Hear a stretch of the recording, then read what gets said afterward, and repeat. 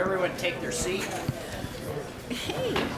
Call the special meeting of the Urban Renewal Agency for the City of Salem to order. If the recorder would please call the roll. Board Member Bennett. Here. Board Member Sessler. Present. Board Member Nanke. Here. Board Member Clausen. Here. Board Member Dickey. Here. Board Member Thomas. Absent. Board Member Blasey. Here. Board Member Clem. Here. Chair Peterson absent. Thank you. Will you please join me in the Pledge of Allegiance?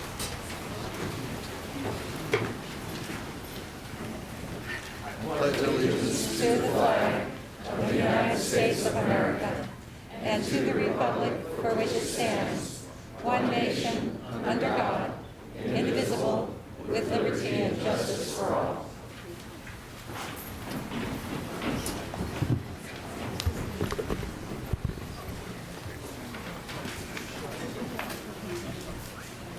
Councilor Nanke, do you want to move the agenda? Thank you, Mr. Chair. I would move approval of the special meeting agenda for June 25th, 2012 for the Salem Urban Renewal Agency. Seconded by Clausen. Any discussion? All those in favor say aye. Aye. Opposed? Motion passes. I have no one signed up for public comment on the agenda. Mark? Yeah, I'm signed up. Different agenda. This is for the Urban Renewal Agency. Thank you. Okay. See anyone racing to the mic? Councilor Nanke, want to give me a motion on the action item? Yes, in regards to the intergovernmental agreement on the development of Mill Creek Corporate Center, I would move staff recommendation. Second by Dickey. Any discussion? All those in favor say aye. Aye. Opposed? Motion passes. We have an information report on purchases. Mr. Wales, do you want to explain any purchases, or do you want to just keep moving? No, the only item that is listed in this report that has actually occurred is that the contract has been let for the Oberon Wallace Marine Park, for the construction of the trail from the parking lot down to the river. So that's moving forward. Yay. Yeah. Excellent. Thank you very much. Is there any other business come before the Urban Renewal Agency? If not, agency is adjourned.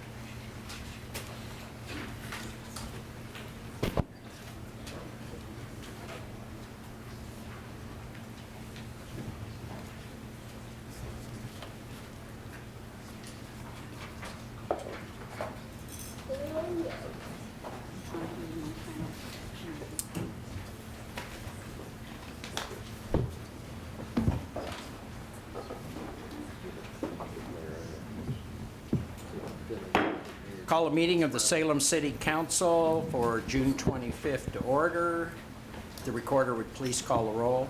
Councilor Bennett. Here. Councilor Tessler. Present. Councilor Nanke. Here. Councilor Clausen. Here. Councilor Dickey. Here. Councilor Thomas is absent. Councilor Blasey. Here. Councilor Clem. Here. Mayor Peterson is absent. All right, thank you. Councilor Nanke, could you move additions, deletions? Yes, I could, and thank you, Mr. Chair. I would move additions, deletions, and revisions to the agenda as presented on our desk this evening. Second. Second by Tessler. Any discussion? All those in favor say aye. Aye. Opposed? Motion passes. This is the opportunity for councilors to comment. Any comments? All right. Very good. And our next item of business is public comment. This is for issues on the agenda. That does not include a constitutional amendment discussion for those of you here for that. That comes at the end of the agenda.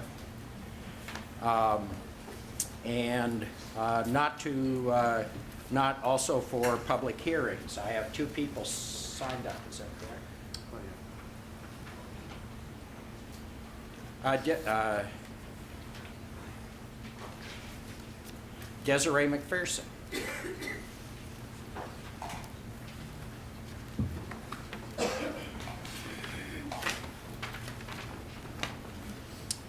if you would identify Do I stand here? that's great, you're great. Pull that mic right into your face and give us your name and either your address or your ward, and you have 3 minutes. Pardon me, Counselor Bennett. I believe she's here for the public hearing for 4B. Ah, I'm sorry. Okay. Desiree, you're gonna have to wait a few minutes. We'll call you under that item. I'm sorry. Okay, Dan Motley, I know you're not here on a public hearing.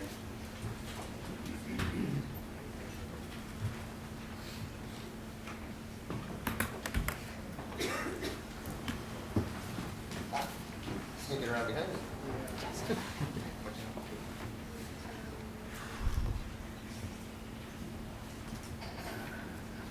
Good evening. My name is Dan Motley. I live in Ward 6, and I'm here to address your consent agenda. I'm asking that item 3.3C be removed from the consent agenda and discussed with amongst yourselves and those of us of the public.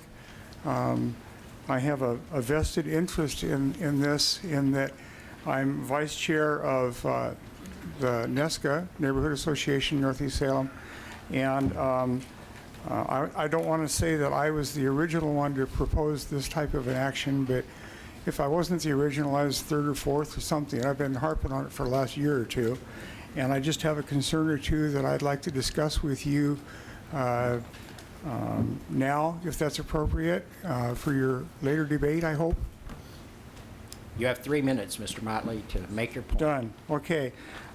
As this is presented in the circular for the hearing, for the discussion, this requires a designated project to be identified, declared, parameters set, and et cetera. And once that agreement is set and signed, then the neighborhood association can solicit and or otherwise receive money to work on the project. I believe that, I know what I want, and I believe that what the others that I tried to speak for then was that we would have the capacity to go out and solicit money from our members, from our association members and businesses and et cetera, and then identify projects that we would use that money on. As an example, if I'm willing to give $500 to NESCA tonight, the way this document is worded, you, the city, cannot accept the money for that, on that project, that idea. You can't accept it for NESCA because there is no agreement in place. The idea was to give the neighborhoods the money, a way to collect money, a way to accept. The neighborhoods have no foundation established. The neighborhoods rely on city finances, city money every year. We want to merge away from, we want to work away from that. And the way to work away from that was to give the neighborhood associations a way to collect money that was not tax-free or didn't rely on an individual to claim either the income as income or the interest on the income if it was in a bank account. That was the whole idea behind it. So I'm asking you to pull 3.3C and weigh whether this as it's worded is the way you really want things to be. If you want to have the money first, or if you want to have the project first. Great. Thank you very much. Thank you very much. Councilor Bennett, it's a simple fix. Has to do with the first clause in the first sentence under facts and findings, where it says prior to donation being received by the city. Really, it should be prior to the disbursement of funds in the grant account. Right. That's really, That's correct. and that was really the intent. So this was just a mistake in the drafting. We'll pull. Yeah. Okay. All right. That's the only person I have signed up under public comment. Yeah. Okay, Marvin. I wasn't able to sign up for public comment, but I believe my comments are from the public. I'm Lee Hedema. I'm here representing Just a sec. I need to get your name and your address or ward number. My name is Lee Hettema, Hettema. You want my address?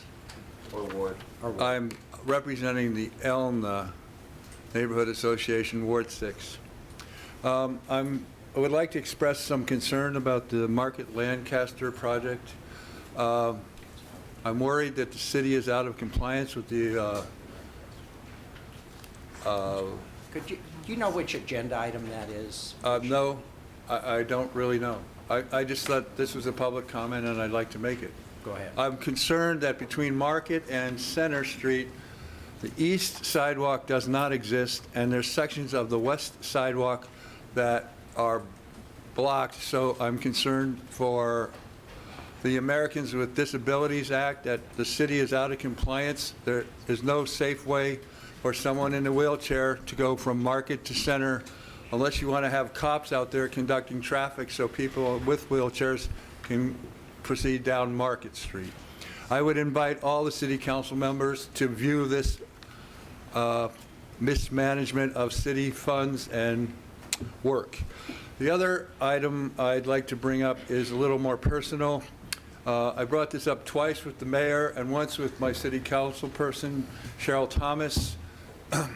There was some criminal incident, I'm not sure what it was, but my street, Tara Drive, was blocked off by the police. They were at Weathers and Tierra Park on the south end of the street, 2 cop cars flashing lights. On the north end of the street at Market and Tierra, 3 cop cars flashing lights. There was a dangerous situation. During this incident, which I don't know what happened, or a cop pulled into my driveway and used my cedar tree as cover. I walked out and I gave him a scowl and he kind of gave me this chagrined look.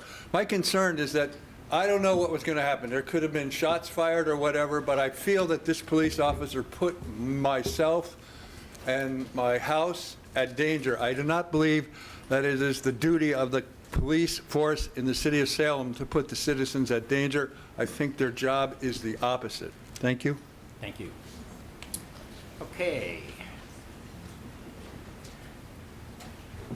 Okay, Marvin, you're gonna have to tell me your topic here. That one was off topic. I need to know which agenda item you want to comment on. This is not on the agenda item. I understood I could make a public comment. It'll come later in the... Okay. Okay, great. Thank you very much. Okay, Councilor Nanki, let's get back on the road here. Okay, let me find my face. I would move the consent calendar with a pull of 3.3C by Councilor Clausen. Second by Dickey. Any discussion? All those in favor say aye. Aye. All opposed? Motion passes. Okay, we are now to public hearings. Oh, 3 point, or did we go to five? No, 3.3. Public hearings. Public hearing. Yeah. And then we come back to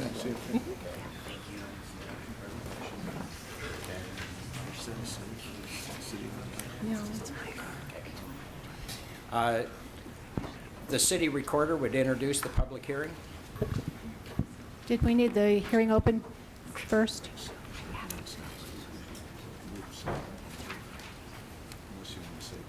Just have to open the hearing. I just wondered if we just needed to gavel in the hearing first, or?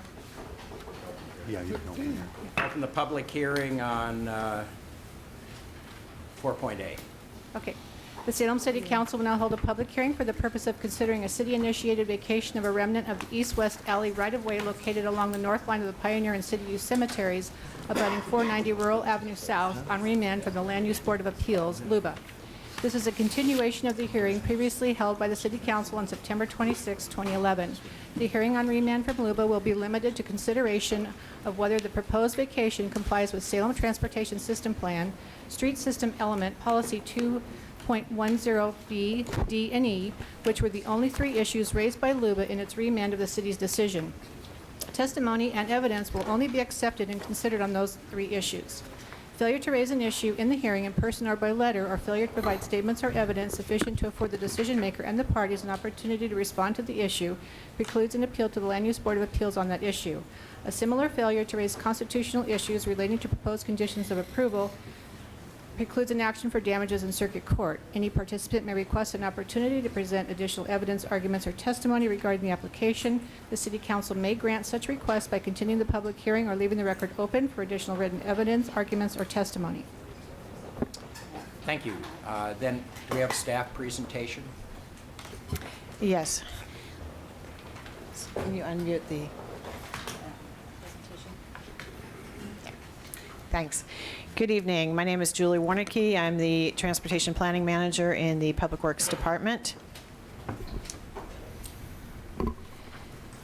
So to refresh the councilor's memory and provide context here, the right-of-way vacation that is under discussion this evening is located between, let's see, so this is Commercial Street. So it's west of Commercial Street between Rural and Hoyt Street. This is a closer-up image of the proposed vacation area. It is a small east-west section of remnant alley that has never been used as an alley. So this vacation was originally initiated in April of 2011. Council held a public hearing in September on the vacation and recommended approval. This decision was appealed to the Land Use Board of Appeals. LUBA, upon review, remanded the decision to the city on April 18th. And then council set a public hearing for this evening, limited to the issues on remand. This is a continuation of the September 26th public hearing, and all written testimony to date is included in the record. I believe there was also quite a stack that you received on your desks this evening. So the issues on remand, first, well, largely it's dealing with the Salem TSP, or Transportation System Plan policy on vacations, and specifically the subparts B, D, and E. I have summarized or paraphrased what those are in this slide. The full language is included in your staff report, along with detailed findings to support these criteria. Another issue that was raised at LUBA, when we were at LUBA, the city argued that the considerations that are part of this policy, and there are 5 of them, that they are mandatory considerations, but they may be balanced by council as council deems appropriate. LUBA found that this argument was plausible, but that council needed to expressly make that finding in their decision, and that had not been done. And so the findings as presented in the staff report include an express finding that these 5 factors are considerations, but not mandatory, that they all be addressed fully. So in closing, the recommendation is that council approve the right-of-way vacation on remand and adopt facts and findings as contained in the staff report. I will remind you that this recommendation includes reserving a public utility easement over the entire area. This was presented in the September 26th staff report, which is also attached to your report this evening. With that, I'd be happy to take any questions.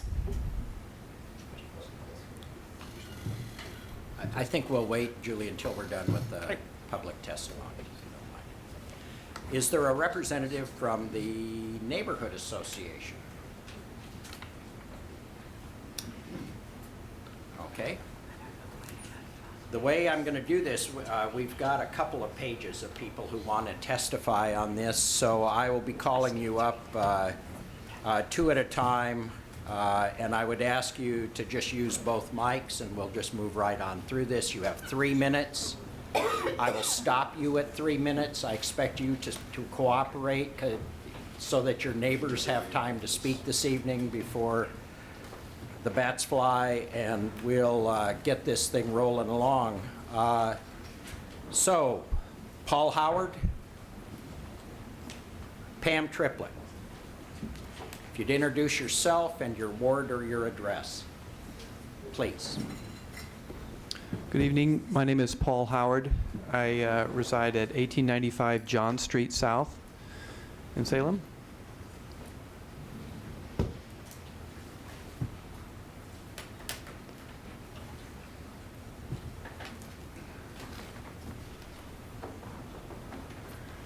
We have some slides here. Basically, I'm one of a number of members of the Fairmont community or neighborhood that feels that a pathway that would extend from the Fairmont neighborhood into the Candelaria neighborhood would be in our best interest. If you look at the map here on the screen that shows the boundaries of the Scan neighborhood, there's a line there, 3,000-foot line that goes down Rural Avenue that essentially provides a kind of a barrier from the Fairmont neighborhood into the Candelaria neighborhood. This is a close-up, and maybe we don't need to dwell on exactly the map here, but the pink area is Rural Ave, and the other pink area to the south is Hoyt. And this is looking from from Hoyt Street, looking north along the what would essentially become a pathway connecting the two neighborhoods. Now, if you look at this map, basically to get from John Street in the Fairmont neighborhood and get into the equivalent area in the Candelaria neighborhood, one has to do quite a long route around and coming into contact with the traffic along Commercial Street. And one of the things that we feel strongly about is that for children or other people to be able to access the neighborhoods, the Candelaria neighborhood, the businesses in Candelaria, for kids to go back and forth, crossing down to Commercial and back up again, just represents a kind of a dangerous, not particularly convenient way of connecting two neighborhoods. So in this era when we are really trying to, or should be trying to, encourage as much walking and biking around the city, having a path that would connect these two neighborhoods would really be in our compelling interest. We know that this is a controversial issue, that there are some that do feel that this is not the right thing to do. We just request that the city postpone a decision on this vacation until after the adoption of a refinement plan or after the adoption of the walk and bike plan, so that we can really study it better. Thank you very much. Thank you. Any questions for Mr. Howard? Dave Moss, you'll be next. Pam Triplett. Is this mic on? Or do you want me to go over there? No, you're It's fine. on? Just Oh, kind of pull okay. it up and get. I'm live. Hi, my name is Pam Triplett. Welcome. And I'm at 610 Rural Avenue South. And I'd also like to recognize everyone that is here in support. We're all wearing these little yellow tabs. If you guys could all stand up real quick. We're all in support. Yay!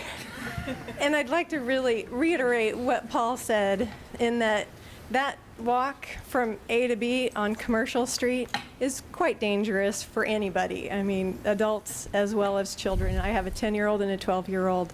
It's really uncomfortable for me as a parent to send my children over to Candelaria to visit their friends and make them go on Commercial when that path could be right there. And I feel like that's part of what Luba was discussing when they said we had an opportunity with that, I think it was item D, to continue this path and this walking path. We got to help fight obesity. This is the best way to do it. Thank you. Thank you. Okay, Elizabeth, oh, I'm sorry. Councilor Tessler. Come on back. I got a question for you. Okay.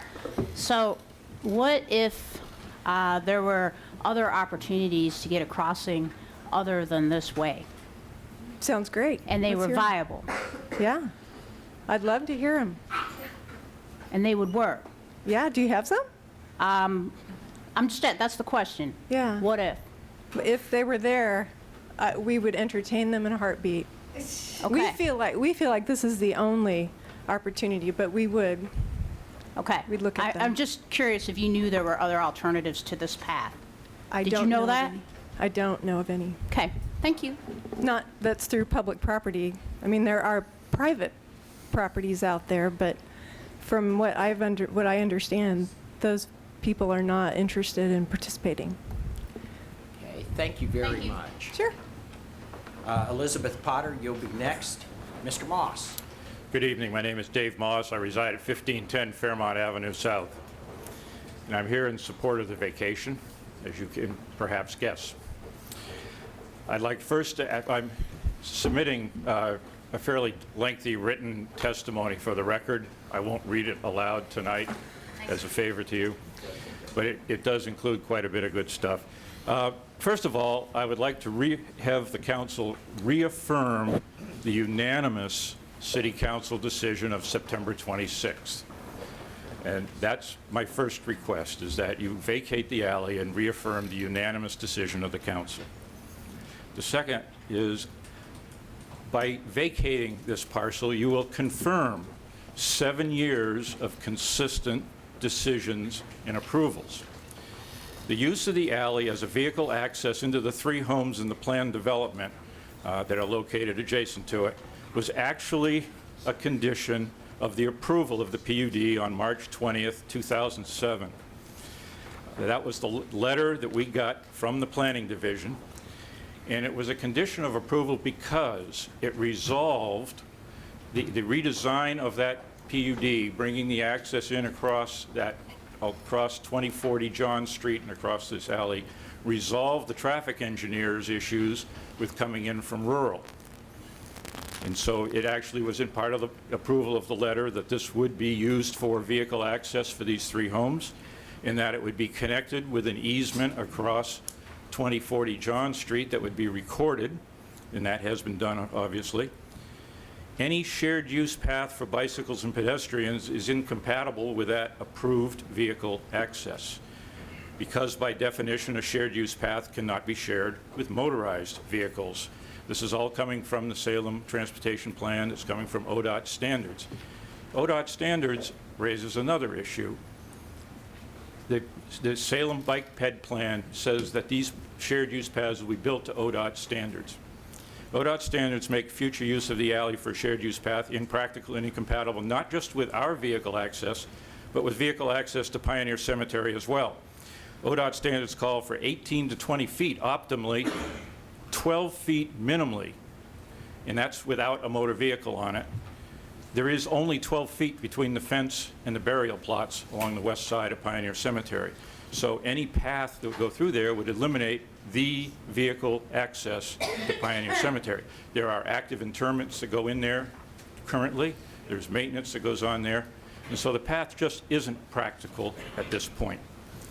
There's no existing use of the alley for public transportation. There's no practical potential for it.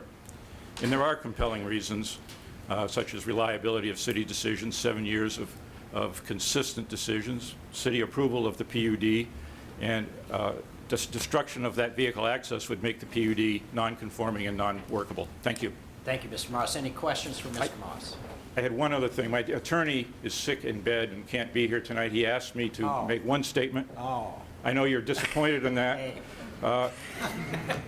He asked that we respectfully request you supplement the staff report with additional facts and evidence from testimony submitted this evening. Thank you. Thank you. Any questions for Mr. Moss? Thank you. Elizabeth Potter, Jane Reeder.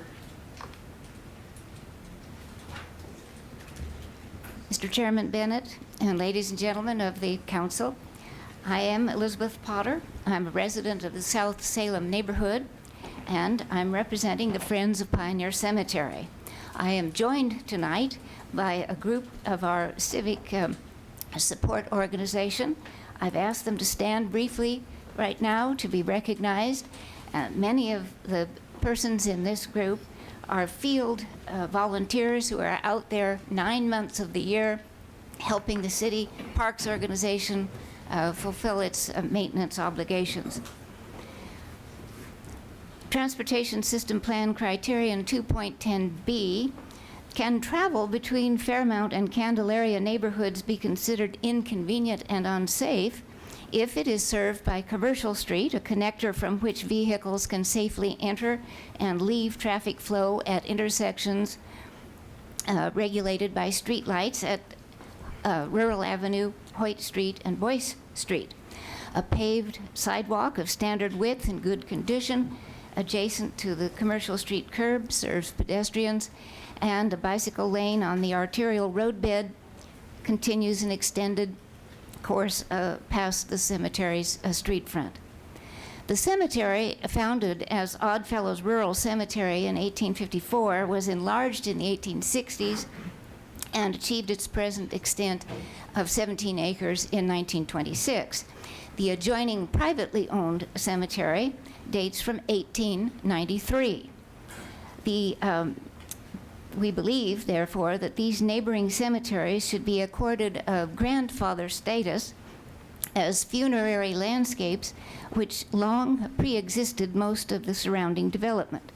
Should they have to be manipulated for a shared use pathway when the ground space for pathway development of that kind is lacking?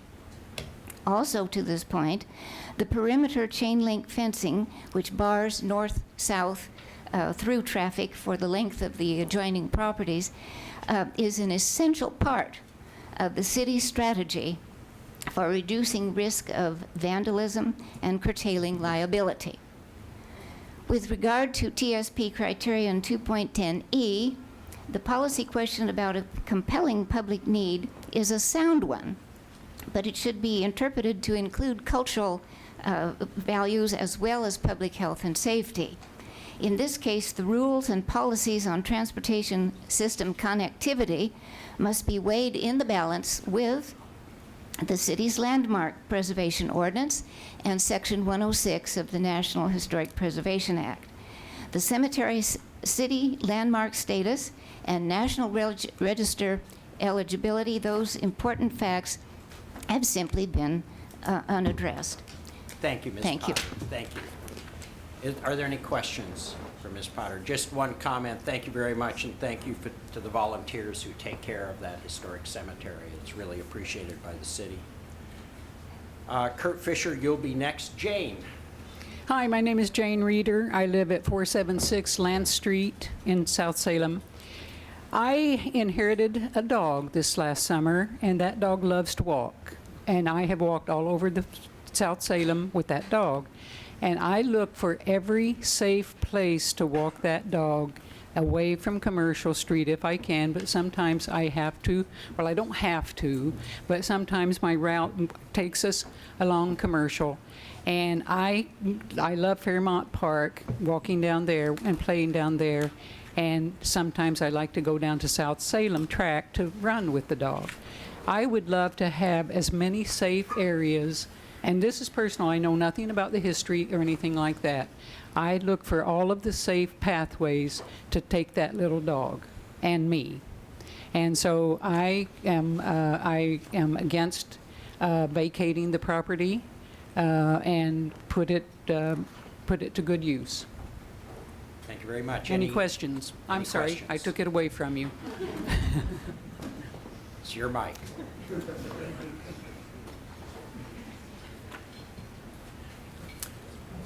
So my name's Kurt Fisher. Yeah, just a second. Kurt McCray, Carmichael. Mr. Fisher, why don't you go ahead? My name's Kurt Fisher. I'm at 680 LaFell Street Southeast. I'm opposing the vacation tonight. I organize the monthly Kittical Mass family bike rides, and I'm the parent coordinator of the Safe Routes to School program, so having safe and convenient access for our kids is very important to me. I have taken up the cause of bike and pet advocacy, among other reasons, because I was hit on South Commercial Street while riding my bike within just a few months of moving to Salem. Vacating this right-of-way now will prohibit current and future generations from being able to use this to address these safety threats that are present all along South Commercial Street. I think this vacation is just a politically expedient method to get out from under this controversial issue. And I've got a video that I want to show to you tonight that shows how quickly and how fickle public sentiment can change in a relatively short period of time. A copy of the city staff report from 1985, where this little L-shaped alley was kept specifically to put in a bicycle pedestrian path through from Rural to White Street.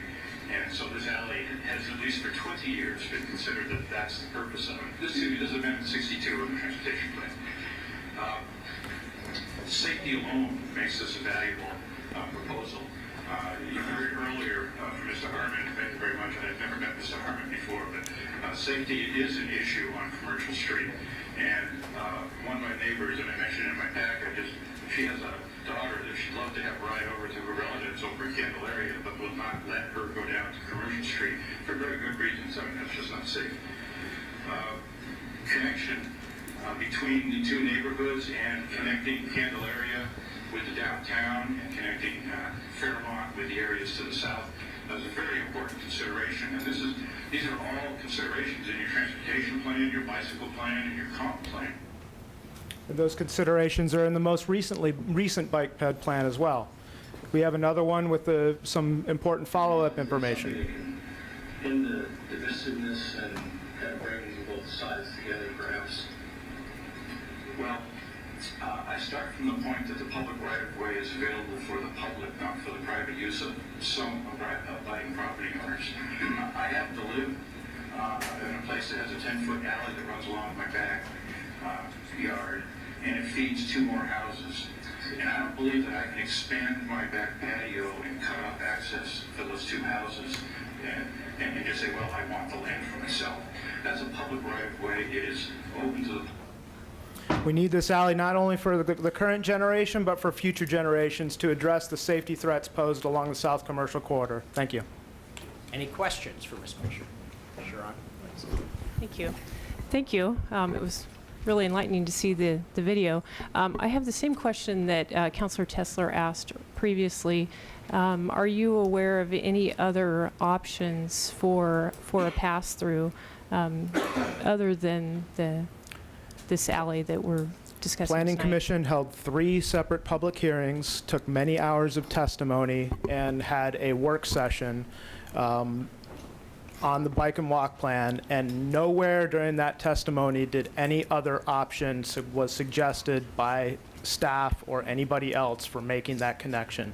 If there were another one, we would love to hear about it. Okay, thank you. Thank you. Nancy McMorris-Adix, you'll be up next. Oh, she's next. McCray. All right, I'm good. I got a little confused. Good evening, councilors and all those in attendance. My name is McCray Carmichael, and I live at 480 Luther Street. I'm here tonight with many of my fellow neighbors to request again that City Council delay the decision regarding this alley until the planning process is complete for the TSP amendment that will be before you later this summer. I want a path that connects Fairmont and Candelaria. Initiating to vacate has and continues to be premature. A connection between Hoyt and Rural might need the alley. Therefore, until connection is fully planned, the alley should not be vacated. Tonight, you are basing your decision on criteria B, D, and E of the TSP. I will speak to these now. Criteria B, does this vacation limit or make more difficult, safe, and convenient pedestrian and bicycle access? Yes, the current right-of-way serves as the only public property for over 3,000 linear feet west of Commercial. Vacating this piece of property will make it more difficult to provide connectivity for citizens north and south of the cemetery. Movement between Rural and Hoyt would be more convenient and safe than traveling along Commercial by foot or bike. Criteria D, does this right-of-way have the potential to be used for future transportation projects? Yes, a connection is currently shown in our draft TSP, connecting Rural and Hoyt.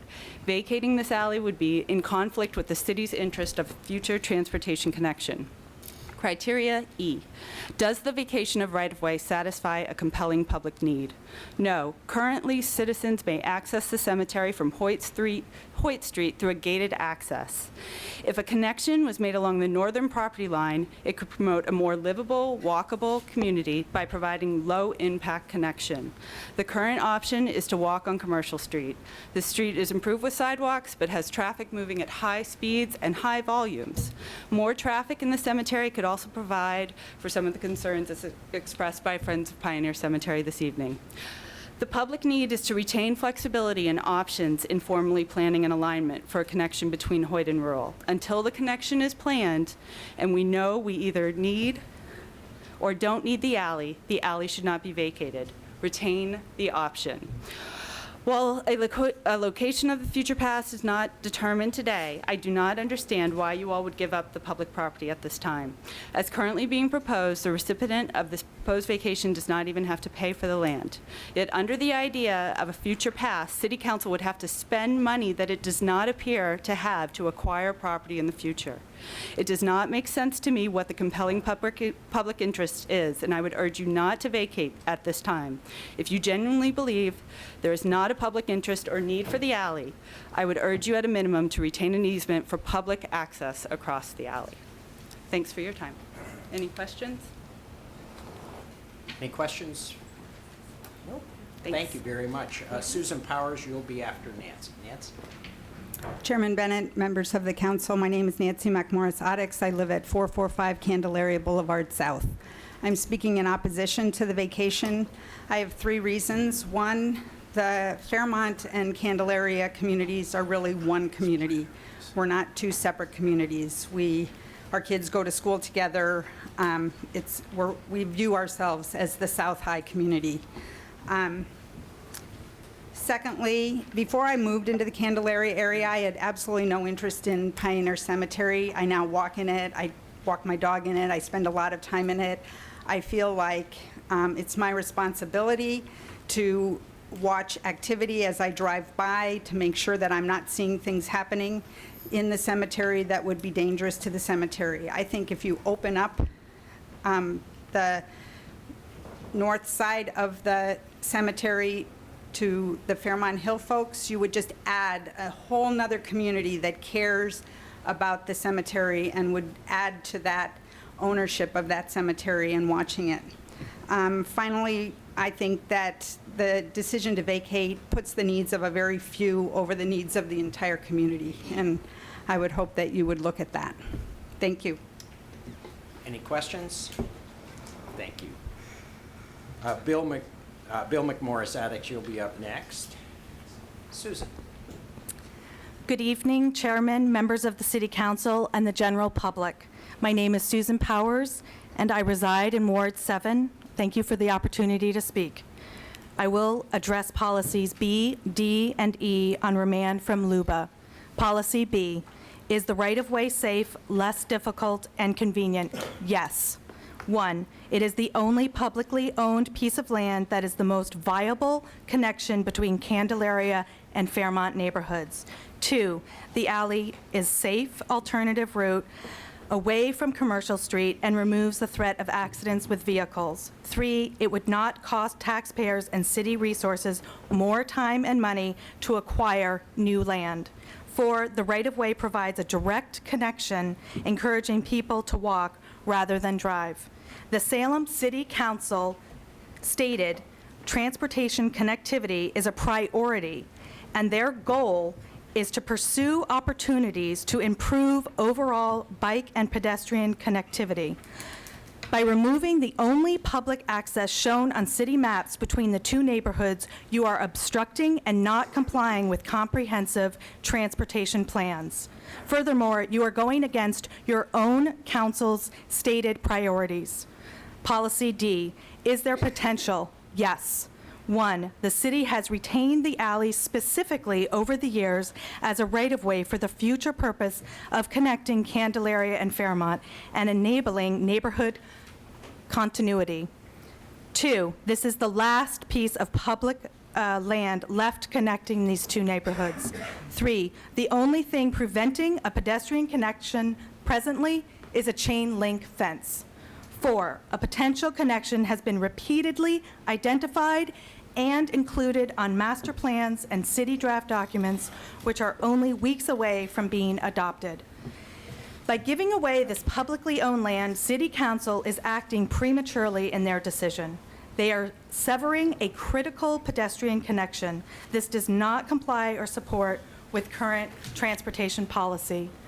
The final policy, E, does the pedestrian right-of-way have a compelling need, public need? Yes, absolutely. 1, the need to establish a pedestrian connection between Candelaria and Fairmont. The need to provide public access in the most economically cost-effective way. The need to establish convenient, safe, livable, and alternative modes of transit between Salem neighborhoods. By not meeting these needs, City Council is in conflict with their own priorities and are not in compliance with the Salem transportation policies. It is very difficult to acquire land, and it is too easy to give away. With the city facing millions of dollars in budget cuts, taxpayers cannot afford to give this key component of public land away. Providing direct pedestrian access between Fairmont and Candelaria is how this right-of-way was intended to be used. Thank you. Thank you. Any questions? Thank you very much. Jennifer Johns, you'll be next. Bill? Hi, my name is Bill McMorris Oddix. I live at 445 Candelaria Boulevard South. I'm speaking in opposition of the decision to vacate, and I'm in support of the comments that have been made so far. I have nothing more to say. Okay, thank you. Any questions? Thank you very much. Come on, I was counting on a couple Jennifer, minutes to you'll finish be my followed notes. by Bonnie Heitch. Still But waiting. you're first. Great. Hi, good evening. My name is Jennifer Johns. I live at 390 Candelaria Boulevard South. And I'm here tonight to speak in opposition to the vacation of the right-of-way along John Street.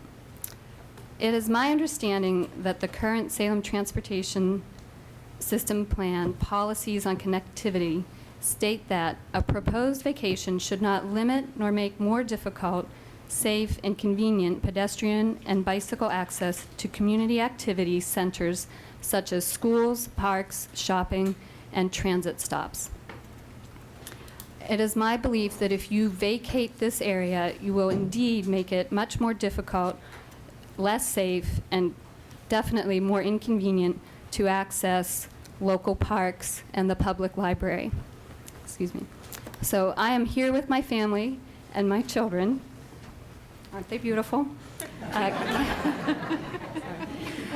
Cassie, age 12, Everett, age 9, and Aurora, age 6. And I can assure you that although there is a sidewalk along Commercial Street, that it is not a very safe or desirable place to walk with 3 young children. Moreover, when we try to bike to the library and we go down Hoyt Street and along Commercial, going past that Texaco gas station that now opens right at that corner, makes it very difficult and unsafe to get through. Additionally, it is very inconvenient to walk around Pioneer Cemetery to get to the park up on Fairmont Hill, which is at the top of Rural Street. Imagine you're not walking on your own adult legs, but rather on 6-year-old legs. The distance from my house to that park, if I could go through the cemetery, would be about half a mile. But if we walk around, that adds another 7/10 of a mile, making the distance more than twice as far. Now, you maybe don't want to swing on those swing sets, and maybe you don't want to play on that water park, but my kids do, and it is definitely would be much more convenient and safer and easier if we could pass through Pioneer Cemetery. So I urge you to not vacate that property. Keep that opportunity for this path open. Thank you. Thank you very much. Any questions? Okay, thank you very much. Bonnie, and then Gina and Johnny. Good evening. My name is Bonnie Heitch. I live at 594 Rural Avenue South. I want to submit a letter into the record actually 3 letters. One is from LifeSource. I don't know if you received it, also opposing the vacation. LifeSource attracts pedestrians from the Fairmont neighborhood, and there would be more if we had a shorter route to the store. I also have a letter, a copy from SCAN, supporting a connection between the Fairmont and Candelaria neighborhoods. I also request that this hearing be continued and the record open for 14 days following because of lack of notice and that new issues have been raised and additional time is needed to respond. In addition to that, what we're here tonight is to talk about whether or not the city should vacate some publicly owned property. We've heard a lot or a little about design and how design might affect the applicant's property. We're not at design right now. There is nothing in the TSP that would require that there be a shared use path. I believe the TSP is recommending a pedestrian path. These are there is nothing that would exclude the driveway use from a shared use with pedestrians.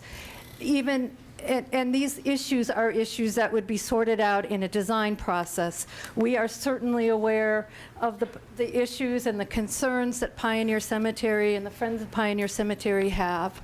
And we want to work with them. And our neighborhood wants to work and roll up our sleeves and begin to address those issues and the issues associated with the adjacent property owners and any other issues that may come up during the design process, but we can't even start if there's not public access to begin the evaluation of how to design or where a path might go. And we're asking at this point that you please slow down the process. There's no legal obligation for you to act on this vacation right now. It is a city-initiated vacation. And that you delay this process until after you've adopted the TSP and we have time for a refinement plan to determine the right location. Alternatively, if you must vacate tonight, can you please reserve an easement for public use, public access for pedestrians and bicycles on the alleyway. Thank you very much. Thank you. Any questions? Thank you. Gina, you'll be followed by Peter Booth. Thank you very much. I'm Gina Angiani, and I live at 1970 John Street South. And in talking with, I'm in an awkward position. I put myself as neutral. I support the Pioneer Cemetery. I have relatives in the Pioneer Cemetery who have damaged plots, but I was also the plaintiff and the person that Mr. Moss was talking about in the clip. And that's the reason that Bonnie Heitch asked me to come and talk today. I understand representations were made that it was a hotly contested issue before this council in 2005, and there was a hotly contested issue, but it was the easement and the real property dispute behind the 3 houses at 2020 John Street, 2030 John Street, and 2040 John Street. So I came and testified about that access at that time, and I also filed the lawsuit against Mr. Moss and his group, which is an adverse possession lawsuit. And Mr. Moss settled that lawsuit by buying our 3 houses. So that's the rest of the background. I wanted to make sure that you had my perspective. I have some serious concerns about the respectability of Pioneer Cemetery, but I wanted to come and set the record straight about what happened in 2005. Thank you. Are there any questions? Thank you very much. Mr. Booth, you'll be followed by Kathy Dewana. Evening, Council. Chairman Bennett, thanks for having us here. First, I want to submit petition for public record of 59 signatures in favor or opposing vacation of the alleyway. I live at 280 Culver in the Candelaria neighborhood. I submit my testimony with a bit of ambivalence because I have a lot of friends with the Friends of Pioneer Cemetery. I'm here as a parent in the Candelaria neighborhood. I'm here as the Cub Scout leader for Candelaria Pac 31, and I'm here as a manager of a significant historical facility here in town, the Willamette Heritage Center. I have 3 points to highlight in opposing the vacation of the alleyway and trying to find a way, working with the Friends of Pioneer Cemetery to make this way work, or finding another way to access. One is access between Candelaria and Fairmont. There is not a suitable city park for the Candelaria neighborhood. And I have kids that want to use a city park, want to use and play somewhere. And Candelaria, and commercial, and this is my second reason, safety. Commercial is not a safe route to send 6-year-olds, 8-year-olds, and others in my Cub Scout pack, which I see 2 of them here, to ride their bike to go to play in Fairmont Park. And the third reason, oddly enough, is historical. I am charged as a manager of a historical facility of promoting heritage tourism and promoting the interest in the community in our historical sites. Many people may not be aware, Pioneer Cemetery is one of the most significant of the historical cemeteries in Oregon, dating back to the mid-1850s, 1853, 1854. David Leslie, a missionary, burying 2 young daughters and a second wife there. However, this is a hidden gem and not necessarily well known, as I refer back to original testimony saying that they, by knowing the cemetery, have begun to add to their appreciation. And by opening it up to others, it'll add to their appreciation. Out of that appreciation comes a desire to preserve, and out of that desire to preserve comes the desire to let others know about it and increase their knowledge of the history, heritage, and importance of our community. The best marketers for heritage tourism, owning tourism, is the local population. The more that we let the local population know about the significance of the various historical sites in town, the more that we better promote Salem. Thank you. Thank you. Any questions? Ms. Dewana. Thank you. I'm Kathleen Dewana. I live at 1045 5th Street Northeast in Salem, and I am a equal partner in the Pioneer Alley planned unit development. Dave and I eagerly, vehemently, worked very, very hard to try and establish this pathway years ago, and we failed. We worked with the Pioneer Cemetery, we worked with council, we worked with the city, and that, we learned from that. We learned that this crossing across the cemetery inherently is an unsafe crossing.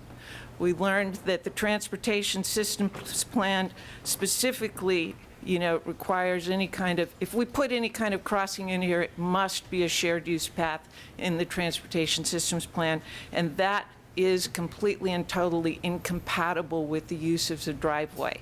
It also creates a situation that is absolutely dangerous. You have a corridor, the transportation, the ODOT standard says avoid these long 500-foot corridors with fences on both sides. And so the city itself said, this is an unsafe path. We're not going to cross here. We have to look towards other options. Fairmont Park actually connects Candelaria to Fairmont. There's a rough pathway through that can be improved. Even if you put a pathway right through the middle of these cemeteries, you gain not 1 foot of distance in going to Life Source. Okay, so we go around it. These kinds of areas are not obstacles to people to communicate, to work in neighborhoods, to go to their schools. What you're hearing tonight is a demand from Candelaria to have some sort of a neighborhood park. They have a reservoir.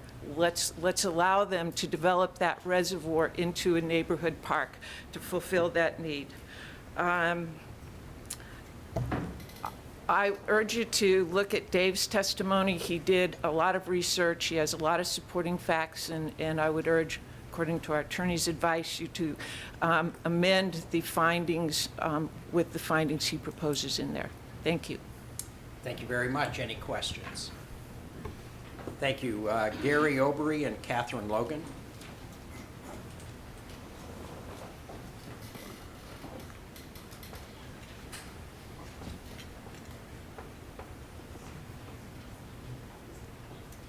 Hi, good evening. My name is Gary Obery. I live at 2045 Laurel Avenue, Northeast Salem. Here tonight just to offer my opposition to vacating this alley. I think it's a very important piece of property for the city to hold on to for the purposes of connecting these two neighborhoods like we've heard about tonight. So yes, it is specifically that item B referring to limiting transportation connectivity. I'm a traffic engineer by trade and transportation planner with some training. Connectivity is so important to a business area, to, you know, even this as a residential area is so important. It helps the neighborhoods, yeah, connect to parks, connect to schools. So I ask the council to keep that in mind.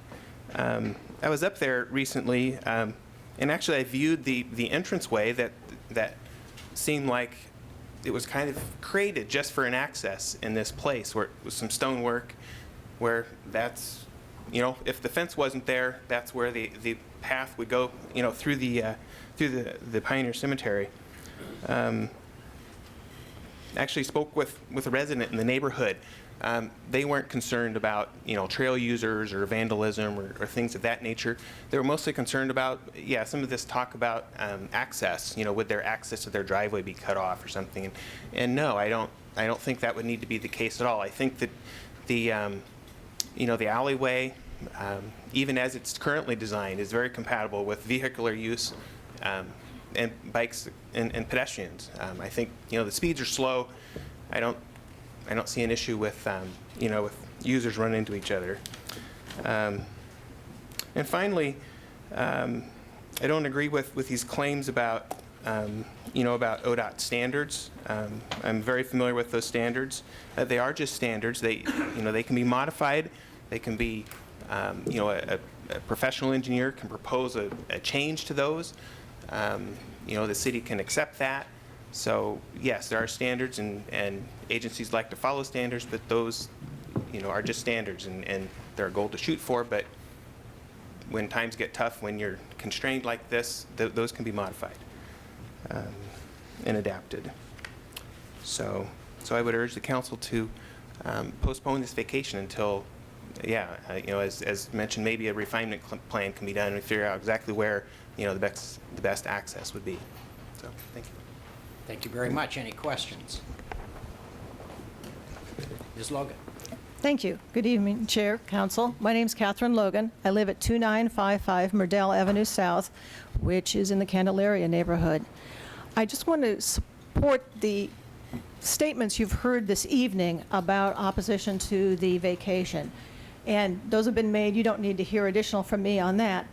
What I am concerned about, however, is that there doesn't need to be a rush to make this decision. There's time to take into account the comments that have been made this afternoon and this evening, look at the letters that you've gotten, and really decide, is this something we need to do right now, and take a look at waiting until such time as you finish the plan to then go ahead and implement. That's all I have. Thank you very much. Any questions? Susan Arbor and J.J. Sweeney.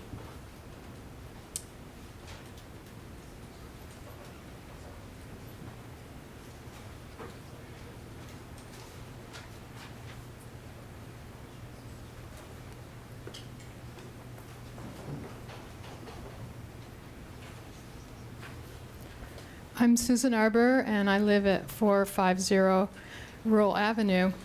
I'm here to oppose the vacation. My backyard actually borders the cemetery. However, I cannot even get into the cemetery unless I go, you know, way down the street, up Commercial, which is not safe for even adults on bicycles. I would like us to retain flexibility on this matter so that we can have more connectivity. I bought that house because I don't own a car, and I bought that house so I would have access to downtown by my feet and my bicycle, and also to my grocery store. I feel really blocked where I live, and I don't think it's necessary to feel that way. I'm also a member of the Willamette Heritage Society, so I know that, and I appreciate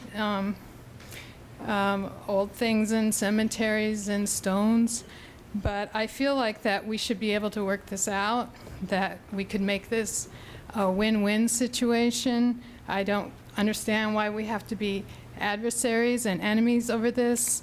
I think that if we oppose the vacation right now, that we could give us a chance to make this a win-win situation. Thank you. Harvey Lemming, you'll be next. JJ. Hi, my name is JJ Sweeney.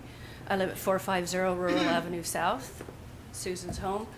The Pioneer Cemetery, as she mentioned, is at the back of the property, and I love the cemetery and would never ever want to see any harm done to it, and have to echo Susan's final words about that. I'm certain a resolution can occur that protects the cemetery. I'm certain all neighbors would very much want to preserve the cemetery, and I'm speaking for very selfish reasons. I'm a recent resident of Salem, having moved from Portland, and I too do not own a car and depend entirely on my bike, my legs, and the Salem bus system to get around. And again, I'm speaking very selfishly, but our property, Susan's property, is at the top of Fairmont Hill, and I'm 55, and riding up that hill is not easy. And being able to ride or walk across, and I shop at Life Source all the time, being able to shop and ride and walk across the cemetery closer to the top of the hill where we live would be so much more convenient for me to get to Life Source, as well as Territory, Fred Meyer's, and all my shopping that I do further south. I do ride along Commercial, and I hate it. There is a bike path, but it's a huge street, and I do not feel in the least bit safe riding on it, even with my lights on and my bright jacket and all of the above. Okay, basically that's all I have to say. Thank you. Thank you very much. Are there any questions? Eleanor Lemming, you'll be next. Mr. Lemming? City Council, ladies and gentlemen, my name is Harvey Lemming. I live at 3820 Saxon Drive South. I apologize for speaking in a low voice. I'm a retired sergeant major, and I'm used to having larger groups. And that's one of the reasons I'm here. Those cemeteries, and I've been to a few of them around the world after 30 years in the Army, we honor our dead. They're supposed to rest in peace. I do not need shopping carts, bicycle paths, or anything else going over my grave sites. In the places I've been around this world, I have yet to see a major road or path going through a cemetery. You go in one gate, you come out the same gate. I empathize with the people on these bicycles who did the exercise. Well, keep up your exercise, take the longer route. I appreciate your attention. Thank you. Thank you very much. Ms. Lemming? My name is Eleanor Lemming, and I'm Harvey's wife. We are residents of South Salem for the past 7 years, and as you can tell by my accent, I come from Europe. There are many, many cemeteries, whether it be in small areas or large areas. I was raised in a city of 1.5 million, which has huge cemeteries. Nobody goes and uses the cemetery as a shortcut to shop, to walk, for recreational purposes. Everybody has a very deep sense of dignity where the dead are concerned. And I think, especially since Pioneer Cemetery is an active cemetery with interments, I wonder how it would play out if there are people standing who are mourning their recently deceased person, while other people are merrily flitting by on their bicycles or walking or jogging, etc. And one other concern, especially since children are addressed, and I'm not an attorney, is What were to happen if the children were to cavort on any of some of these, as I understand, somewhat unstable headstones, and somebody were to go and wind up to be hurt or injured or even worse? So I fully understand the value of walking and biking. Europeans do it all the time, and there are hundreds and hundreds of bicycles out on the streets all the time. And I can assure you that a lot of them are a lot more dangerous than Commercial Street here. And yes, people do get hurt. But on the other hand, it is supposed to be taken into consideration that we are dealing with a cemetery. And yes, I do support to find a mutually acceptable solution, but not at the expense of the deceased. Thank you. Thank you very much. Any questions? Lisa Rybloom, Jim Apollonio.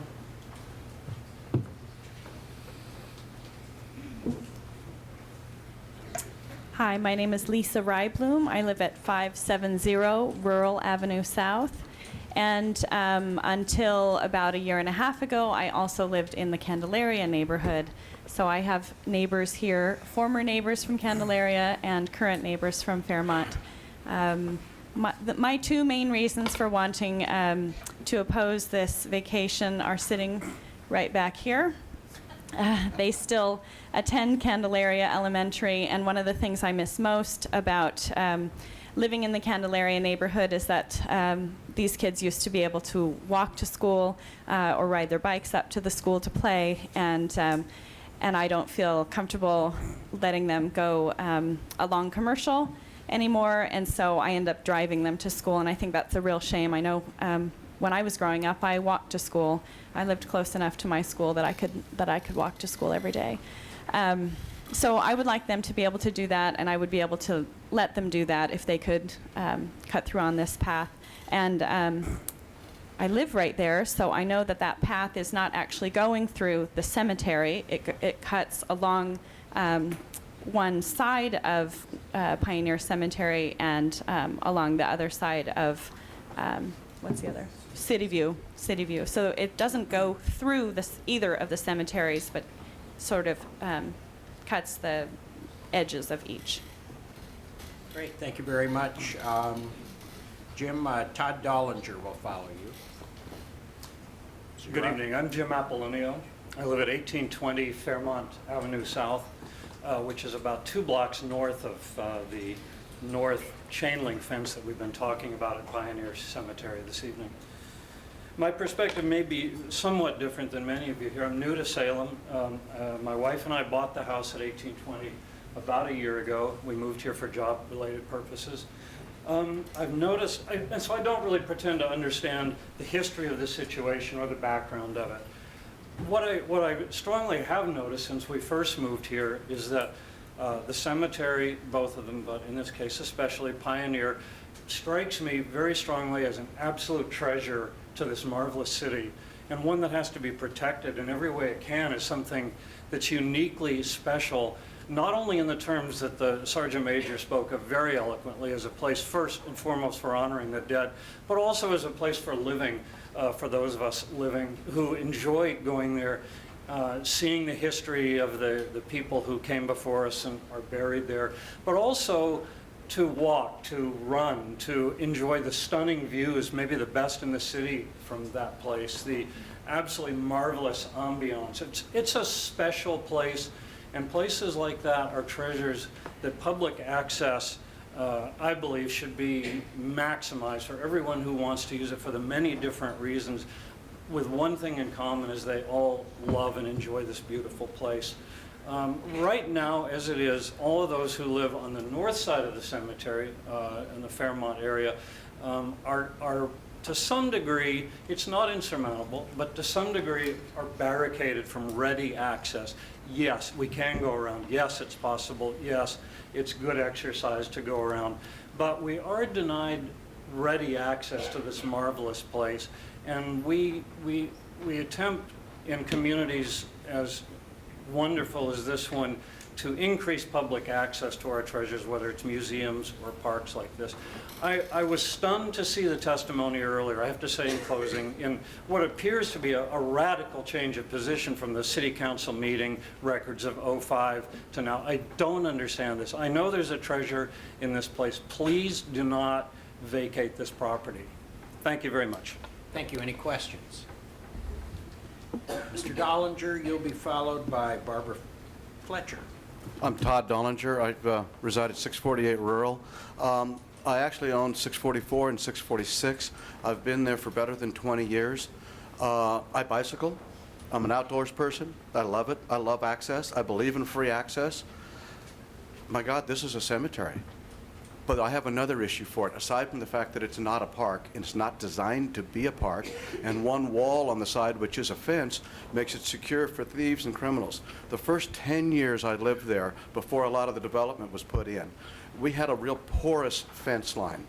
And with that porous fence line, which I wanted to be open, I was on a first-name basis with the people at City View Cemetery, because they would catch vandals coming from my property, and I would catch people in the cemetery vandalizing cemetery, and on more than one occasion been on the phone with the police while I directed them to a car. My home backs up to the cemetery. I have a 3-story section. I oversee it. I see what's going on.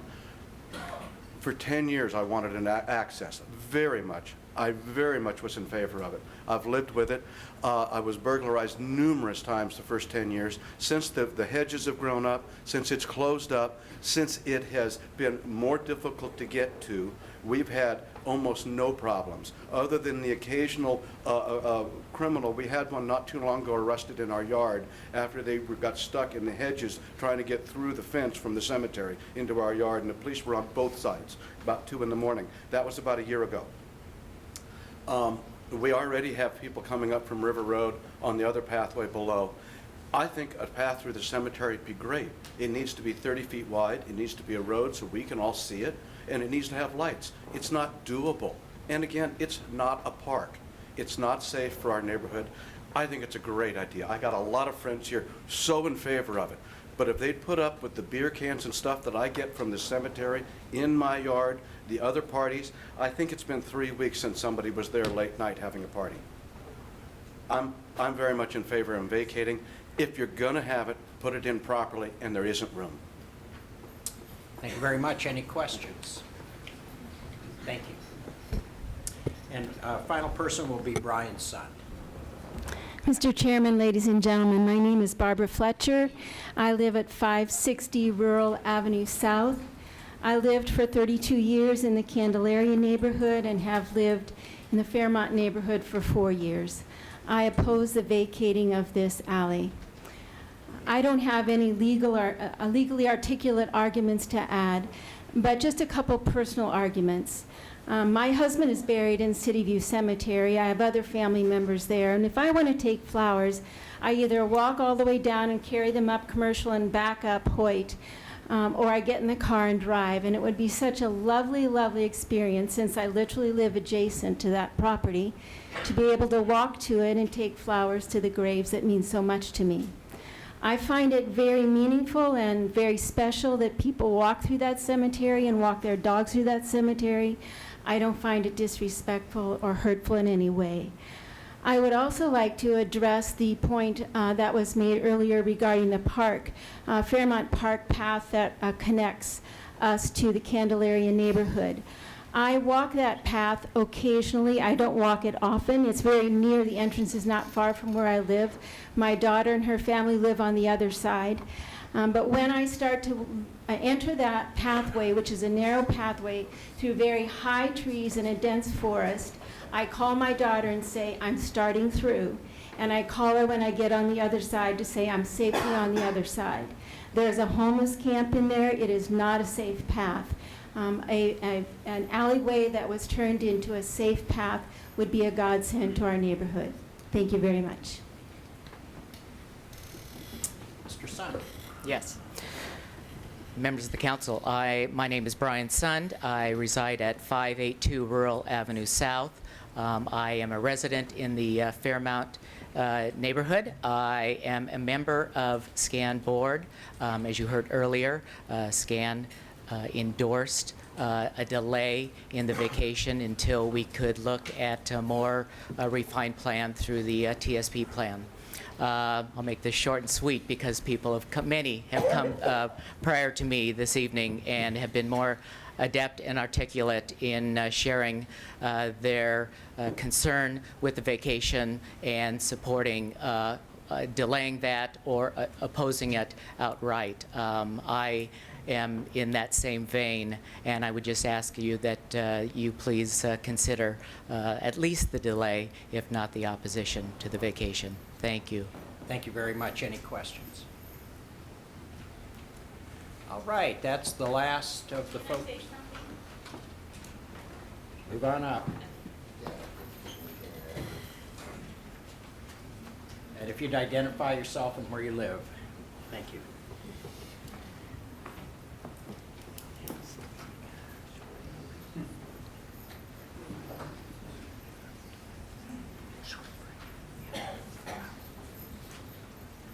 Hi, I'm Karen Helly Fow.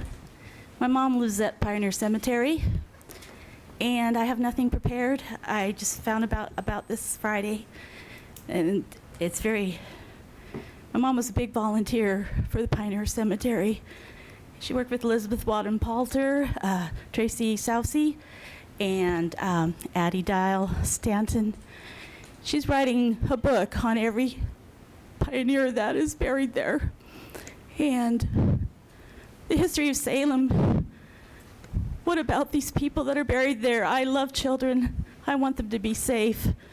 But I don't want people driving on my mother. I don't want people.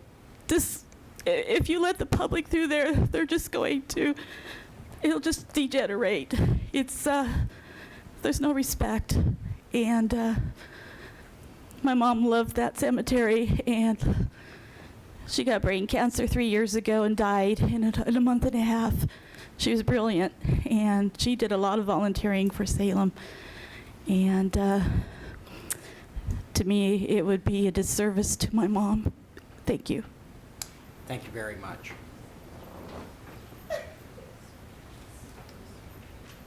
Okay.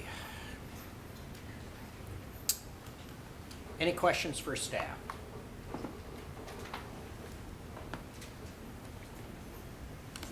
Councilor Dickey. Thanks. Yeah, my question is, we've heard some testimony tonight from people who, I think we heard one person say there might be another alternative to get through that neighborhood other than the alleyway we're talking about. And then we've also heard some testimony that said we aren't aware of any other alternative. That's the only way. So could I get some clarification on, are there other alternatives? And if so, what are they?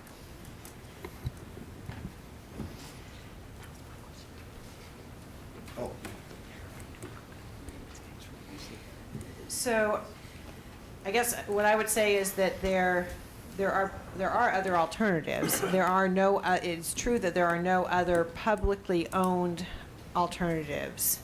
This would be the only public-to-public connection out there. However, if you look at this expanse, the two cemeteries here, the little bit of alley that we're talking about is right near the north side of the boundary between the two cemeteries.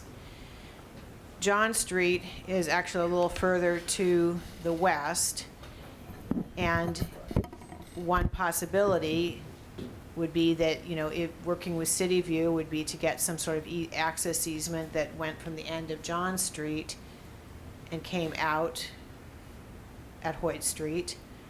Another possibility would be, potentially purchasing one of the homes or an easement from one of the homes that's along Rural Street and putting a connection through the cemetery. Opposite where Rex Street is now, there is a gate into the cemetery that is not opened most of the time. And it's my understanding that there is I guess a roadway is probably the wrong word, but a circulation drive in that area that, we'd have to do more investigation, but I don't know that there may not be any burials in that particular area. There's also over here near the end of Saginaw, a flag lot that doesn't appear to be developed currently, but could be the possibility for getting an access easement and connecting either, using the existing pathways in the cemetery or potentially skirting the edge. Another alternative would be looking at just along Commercial Street rather than the existing sidewalk, which I believe is a 5-foot sidewalk, looking to see if there's room that we could, make an expanded, more comfortable feeling pathway that could be used for bicycles in both directions. And that would be outside of the gates of the cemetery. Once again, I realize that there are concerns that would need to be addressed in terms of, where the burials are and other issues. So I think that there are possibilities. There are other alternatives. I guess it just depends sort of on how you define that. Councilor Blasey. Thank you for that explanation. I have a question. Do you know, because we are responding to the LUPA direction, how long do we have before we can make a decision? Because it's been brought up that maybe we could wait, we could look at this further. But my understanding is that we only have a certain number of days. So where are we at on the required decision making in response? You're supposed to make a decision within 90 days of the date of the remand. However, because this is not, and there's no applicant, an applicant has the ability to waive those time periods, so the council could, if it wanted, through motion, extend the time period. Okay, and what would that require? Would require a motion, a second, and a majority of at least 5 councilors. Okay. And just, to remind you, the remand decision was on April 18th. So 90 days from then would be sometime around July 18th or so. So that would be the date that you'd be extending. Any Thank further? you. Oops, sorry. Councilor Claus. So this might be a question for the city attorney. Do I have to call Councilor Bennett Mr. President when he's sitting up there? Yes. Oh, man. I don't know about that. The question, though, that I have, Ms. Warnicke, is on the right-of-way that is in question. Does it link to the west to John Street currently? Does it extend all the way to John Street? No, it does not. So does it link to that north-south alley that runs through the PUD as far as public access? Yes, it does. And that is still active for public access? It is public right-of-way that could, yes, that public could use. Let me get to a better slide.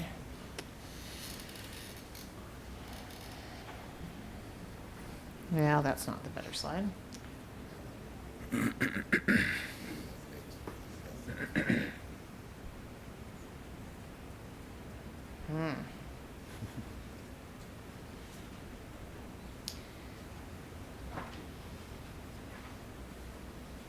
I know this is hard to see, but it does not link over to John Street, even though there is a paved driveway that goes out to John Street. That driveway is private property and was developed as part of the PUD. The north-south alley that it connects to essentially goes between the houses that back up from John Street and then the rest of that PUD. It is not developed as an alley currently. It's not developed as an access way, but it is public right-of-way. There is a water line under it as well. Yeah. Councilor Bennett, if I may, in the attachment in the packet that Mr. Moss handed out, there is an attachment 3 about 10, 15 pages in, and there is a nice plan of the PUD, and you can see the yellow is what is in question for vacation, and you see that north-south right-of-way and how it lays out in the development.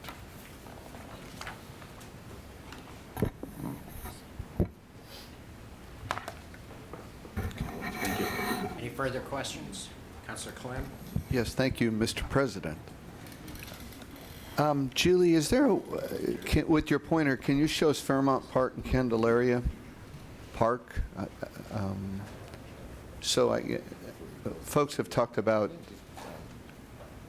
linking the parks, and so I'm just trying to get an idea of what that means on this map. Okay, so this is, let's see, this is Fairmont Park here. This is also part of Fairmont Park. So this is where the trail goes through the wooded section. It's a steep slope. This is the developed area of the park. And then you mentioned something about Candelaria. Sorry. Candelaria Park. Candelaria's school. School, yeah. Is, I Yeah, believe, okay. down here. There is no park, is the point. There is no park. I believe the closest park is Fircrest to the south. So where does that trail end as it comes around through that tree line that Ms. The Fletcher trail was talking here, it comes to, from the end of Rural, it hooks around, comes into where this condominium complex is, and Okay. the roadway there, while it is private, does have a public access easement on it, so that people can then get out to the public streets and go from there up to Crestview, up the hill, Crestview Sherman area. So there are members of the public that you know of that are using that now, or not? Well, this is it's a dirt path through here. Okay. I know that people use that to get back and forth. I do not know if people use that to then get onto, Crestview going up the hill. It's rather steep, as you might. And is there any plan to improve that dirt path? There are currently no adopted plans. However, in the draft bicycle and pedestrian plan, there is a recommendation to make that hard surface at some point in the future.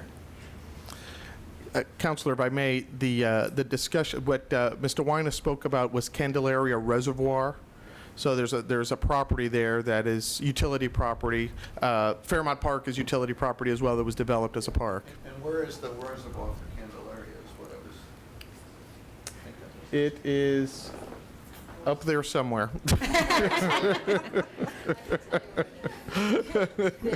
Let's see, so where is Boyce Street is, let's see. It's on the top of Candelaria? Further to the left. Left. Up. Left. There. Okay. The thing that's green. And it's moving around, okay. Okay. Councilor Blasey. Okay. This isn't a question, but I would like to clarify what you were just asking. You were doing a really great job of explaining that there is a path through there. However, that is a really steep terrain. This is the area that the woman that very eloquently described her when she does walk around there. She calls before she enters that area. She calls when she exits, because it's not a flat, what you would consider to be a safe area. And to use that, you go all the way around for a considerable distance. Any further questions? Councilor Tester. Thank you, Mr. President. At this point in time, I would like to call a recess. We'll have about a 5-minute recess. Thank you. Is that quick? Is that easy?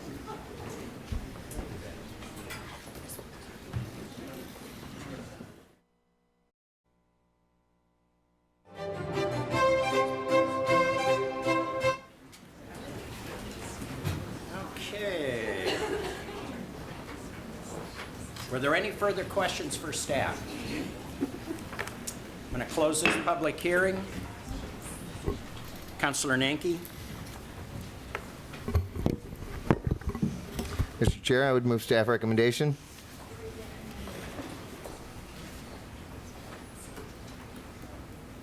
Second. Second by Clausen. Any discussion? Yeah, if I may speak to the motion. You bet. We've been here several times. Actually, I was somewhat disappointed this evening. This was supposed to be a public hearing specifically targeted to those items in the remand. Very few people actually addressed those criteria, and we had essentially a repeat of our previous public hearing. We know there's a strong public desire to get between those two neighborhoods. We also, as a council, have ruled a couple of times that we do not want that connection through this cemetery. And we actually allowed someone to develop a piece of property. We should have actually vacated that 5-7 years ago as well.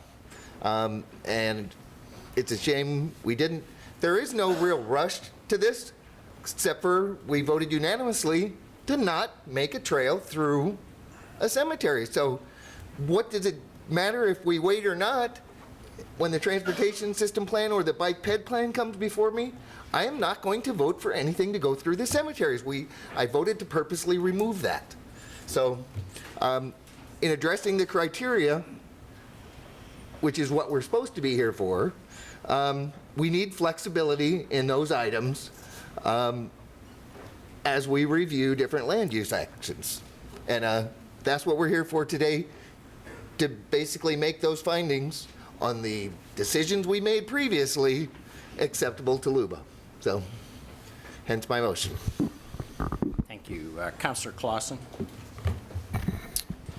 Thank you. So the reason that I'm in support of staff recommendation is the consistency of the council. When this PUD was applied for and approved, there were a number of decisions that went in front of the council, and every one of those decisions pointed to the fact that this was not going to be the connectivity, so the piece of property was designed around that as such.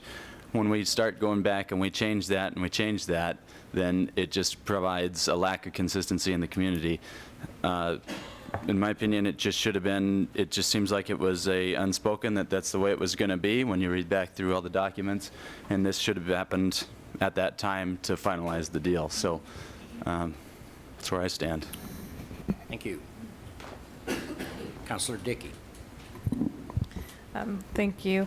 I also am going to support the motion. However, I really do appreciate all the testimony we've heard tonight, and I do definitely see that we have a huge need in those two areas to create some sort of connector. I believe we do have some alternatives as staff has laid out, but I think it's important to stick with our original decision just on this particular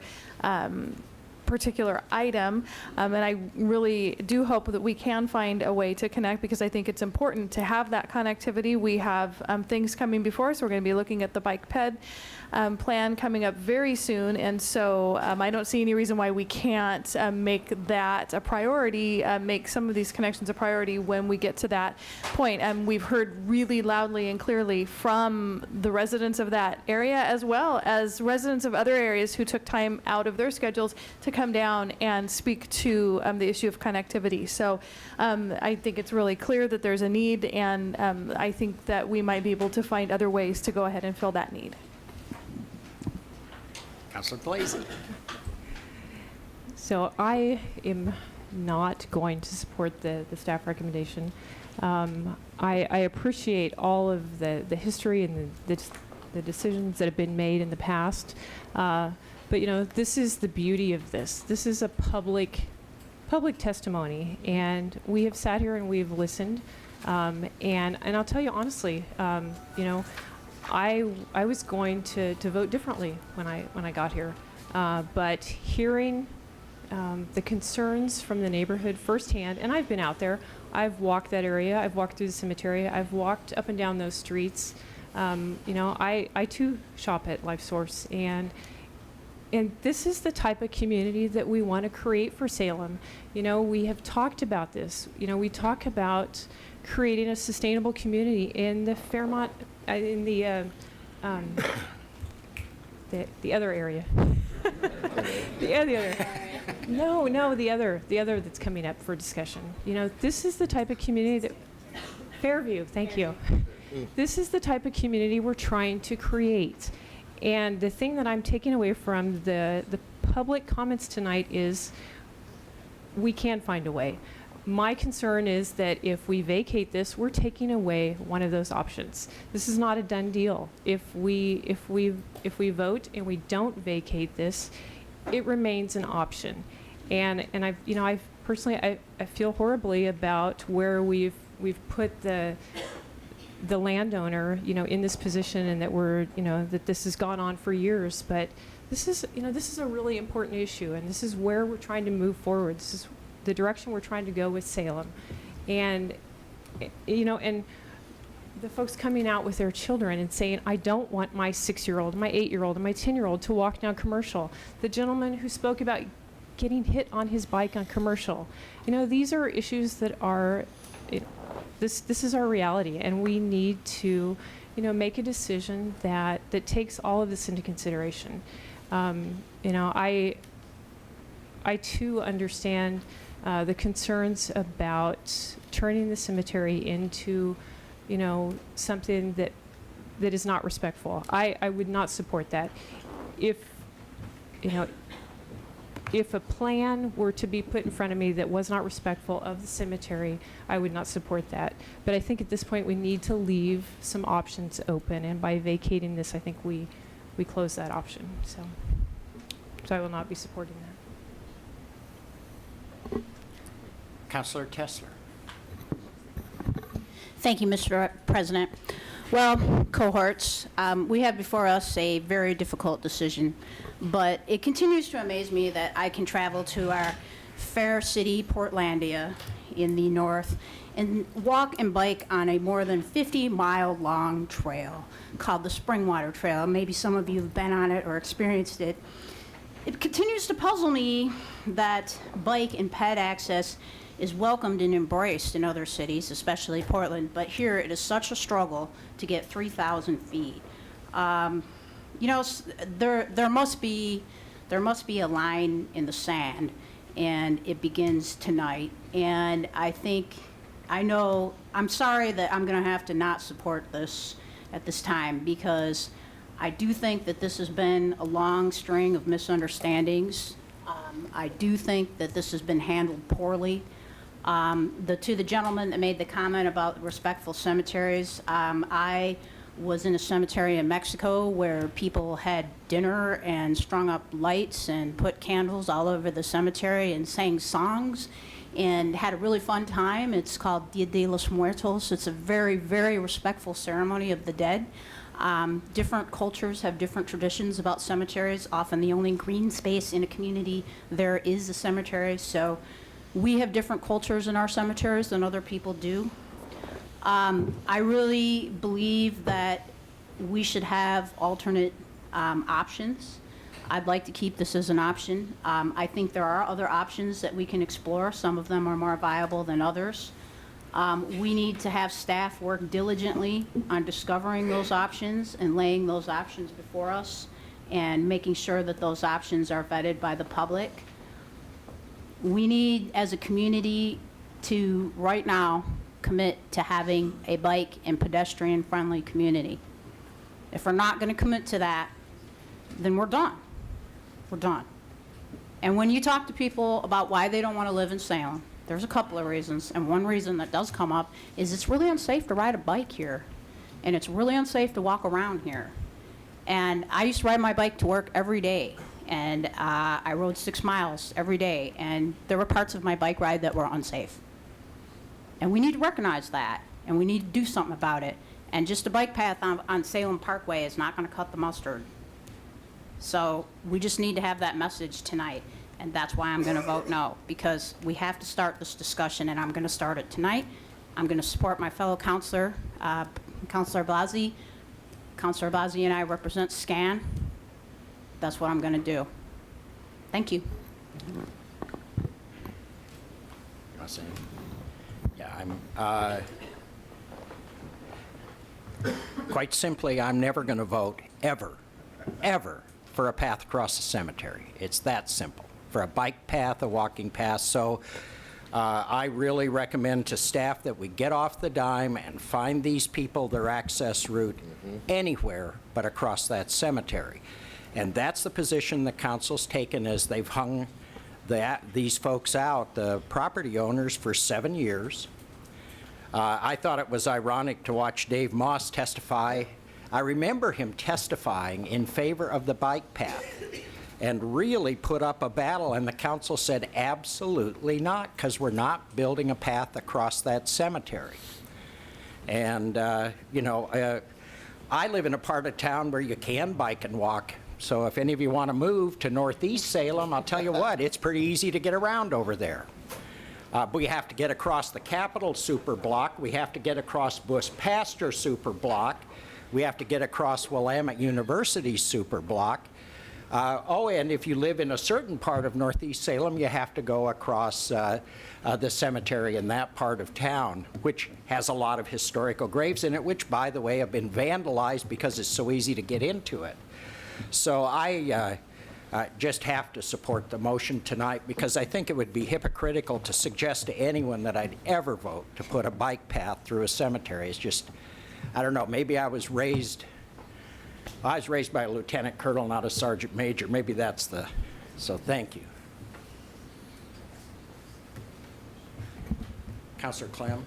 Thank you, Mr. President. My sentiments exactly. I was here in '05 when the neighborhood and the bike committee in the neighborhood all said no to the bike path, protect the cemetery, and I can't go back on that. Much as I'm hoping this isn't a line in the sand, that we can still continue to move forward and leave here tonight with a rededication to thinking about all the decisions we make, encouraging bike and walking paths. But this door was closed 7 years ago for me. So I would agree with you, never through a cemetery. Any further comment? Councilor Nink. Yeah, just in relation to the connectivity, I don't know how we want to address that with staff, but I'd vote to pave the upper section today. We just need to get it out there. Holding this last little piece of a vacation inside of a PUD keeps the option open. It gives these people hope, and we keep crushing their hope. So let's get done with this and find that other alternative. Thank you. Councilor Blaze. This will be brief. I very much respect the history and the opinions, and I know where this vote will end up. But I just want to say to my community that I'll continue to work for you and look for an option, and to work with staff.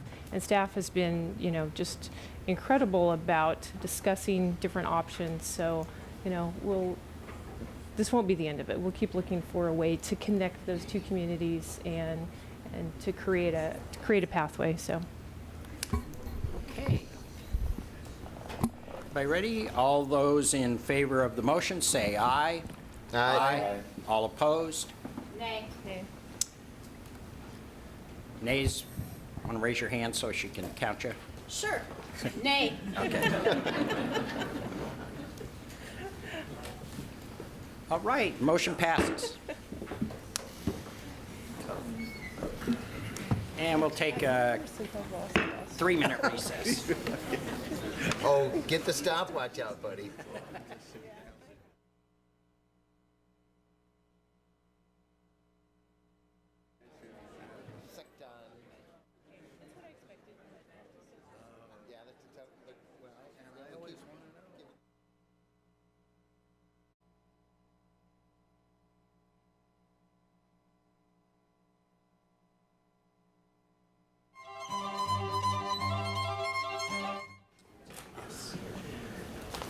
Open a public hearing on item 4B.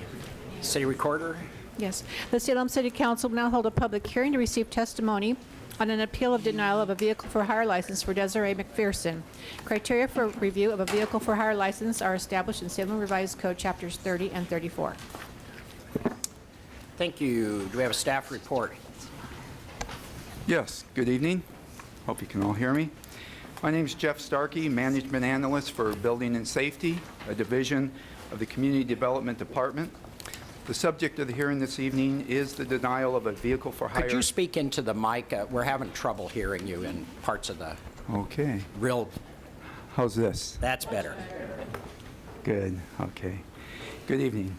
I'm Jeff Starkey, Management Analyst for Building and Safety, a division of the Community Development Department.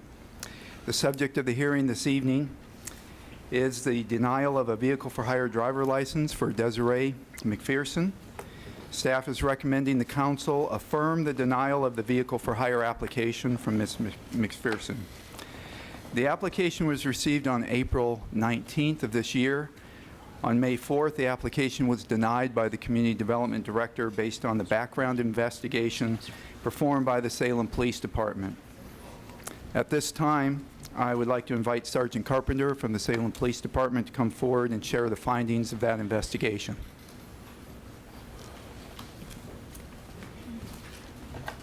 Thank you. My name is Sergeant Doug Carpenter with the Salem Police Department Crime Prevention Unit. My section is responsible for the review of these backgrounds regarding vehicle for hire licenses. Based on the totality of the investigation that we performed, we found that there was criteria for denial based on SRC 30.038A1 because the applicant provided untrue and misleading statements regarding her criminal history. There's a question on the application that says, have you ever been arrested for a crime? And Ms. McPherson put one arrest. There's also another question that asks for, have you been convicted of a crime? Ms. McPherson put one conviction. In doing her criminal history, we noted over a 12-year period, starting in 1998 till about 2009, that she was in fact had 12 arrest cycles, not just the one that she mentioned, as well as 8 convictions, whereas she had only mentioned one. This criteria alone is grounds in action for denial of the license for hire based on untrue statements on the application. In addition, under SRC 30.038 Section A2, it also has a provision for us to be able to look at the totality of their criminal history, whether they were arrested or convicted. So it doesn't have to be a conviction for an arrest. What we noted was that Ms. McPherson has an extensive criminal history, like I mentioned, with the 12 total arrests and the 8 convictions, or excuse me, 12 arrest cycles and 8 convictions. Those convictions included 4 felony convictions, 1 for forgery in the first degree, 1 for criminal possession of a forged instrument in the first degree, assault on a public safety officer, and possession of heroin. Her misdemeanor convictions included 4, which are DUI, hit and run, which is, hit and run is failure to perform the duties of a driver. You're in a traffic crash, and then you don't do the things that you're supposed to do, like remain at the scene and exchange information. She was also arrested and convicted for endangering the welfare of a minor by the use and possession of heroin, as well as harassment where she spit on a nurse at a hospital who was just trying to assist her. As one of the things that we consider when we look at these applications is we know that taxi drivers have a daily contact with some of the most vulnerable citizens in our community. And so we really look carefully at a totality of a person's criminal history and recent past. Based on those findings, we believe that denial of the license, that based on the criminal history as well, that we have grounds for the denial of the license, and it presents a reasonable doubt about Ms. McPherson's ability to perform the license activity without endangering property or the public health and safety. And with that information, I'll conclude my testimony. Thank you very much. Are there any questions? Thank you. One person signed up, Desiree McPherson. Did you want to?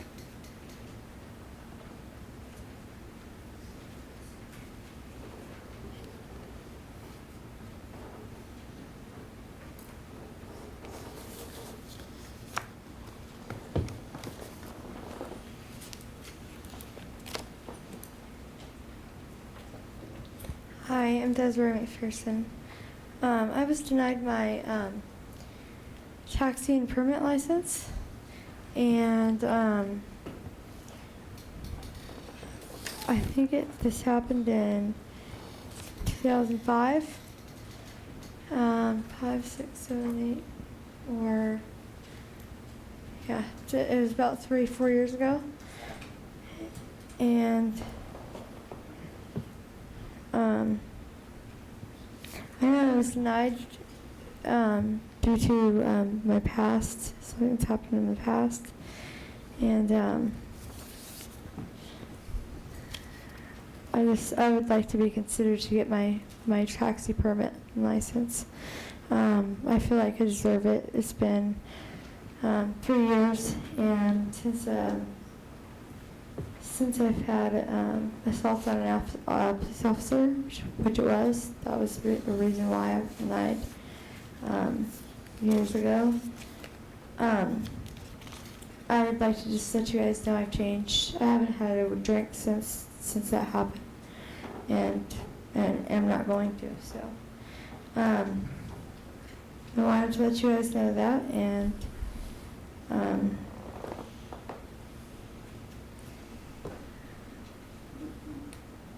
let you guys know that I'm just as good as anybody else who could drive a taxi. So. So thank you. Thank you. Does anyone have any questions for Desiree? Right, thank you very much. Questions for the staff? There, right. You guys got any questions for the staff? Okay. Public hearing's closed. Councilor Nanki. Thank you, Mr. Chair. I would move staff recommendation. Second. A second. Second by Blasey. Any discussion? All those in favor, say aye. Aye. Aye. Opposed? Motion passes.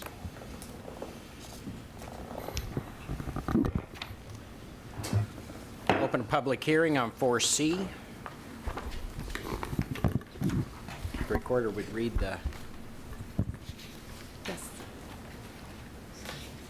The Salem City Council will now hold a public hearing to receive testimony regarding annexation of territory located at 2395 Dokes Ferry Road Northwest into the City of Salem, application of City of Salem residential agricultural zoning to the territory from Polk County Suburban Residential, and withdrawal from Salem Suburban Rural Fire Protection District.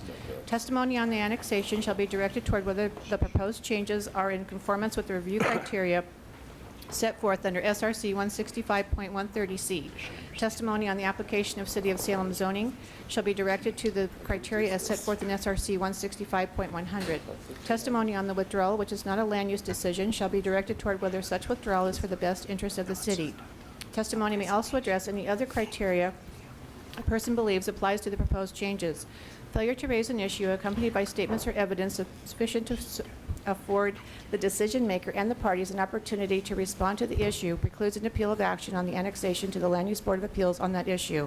A similar failure to raise constitutional issues relating to proposed conditions of approval precludes an action for damages in circuit court.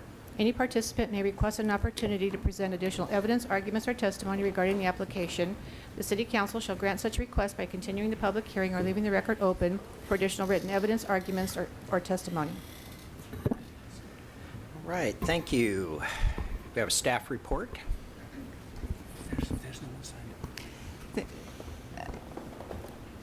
Mr. President, Vicki Harden-Woods, Community Development Director.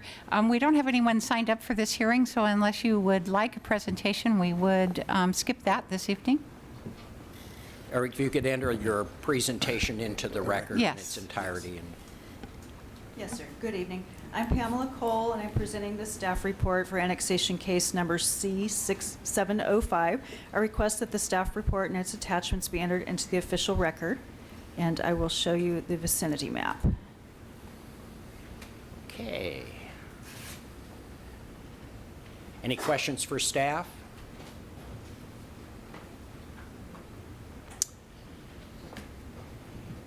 Okay.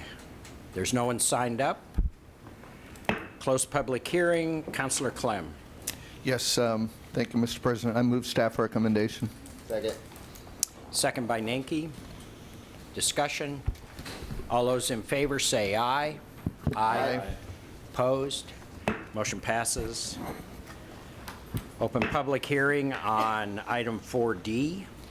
The Salem City Council will now hold a public hearing to receive testimony regarding annexation of territory located at 4573 Center Street Northeast into the City of Salem, application of City of Salem single-family residential zoning to the territory for Marion County Urban Development, and withdrawal from Marion County Fire District Number 1, Suburban East Salem Water District, and East Salem Sewer and Drainage District.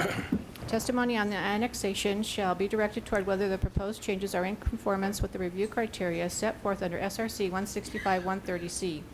Testimony on the application of City of Salem zoning shall be directed to the criteria as set forth in SRC 165.100. Testimony on the withdrawal, which is not a land use decision, shall be directed toward whether such withdrawal is for the best interest of the city. Testimony may also address any other criteria a person believes applies to the proposed changes. Failure to raise an issue accompanied by statements or evidence sufficient to afford the decision maker and the parties an opportunity to respond to the issue precludes an appeal of action on the annexation to the Land Use Board of Appeals on that issue.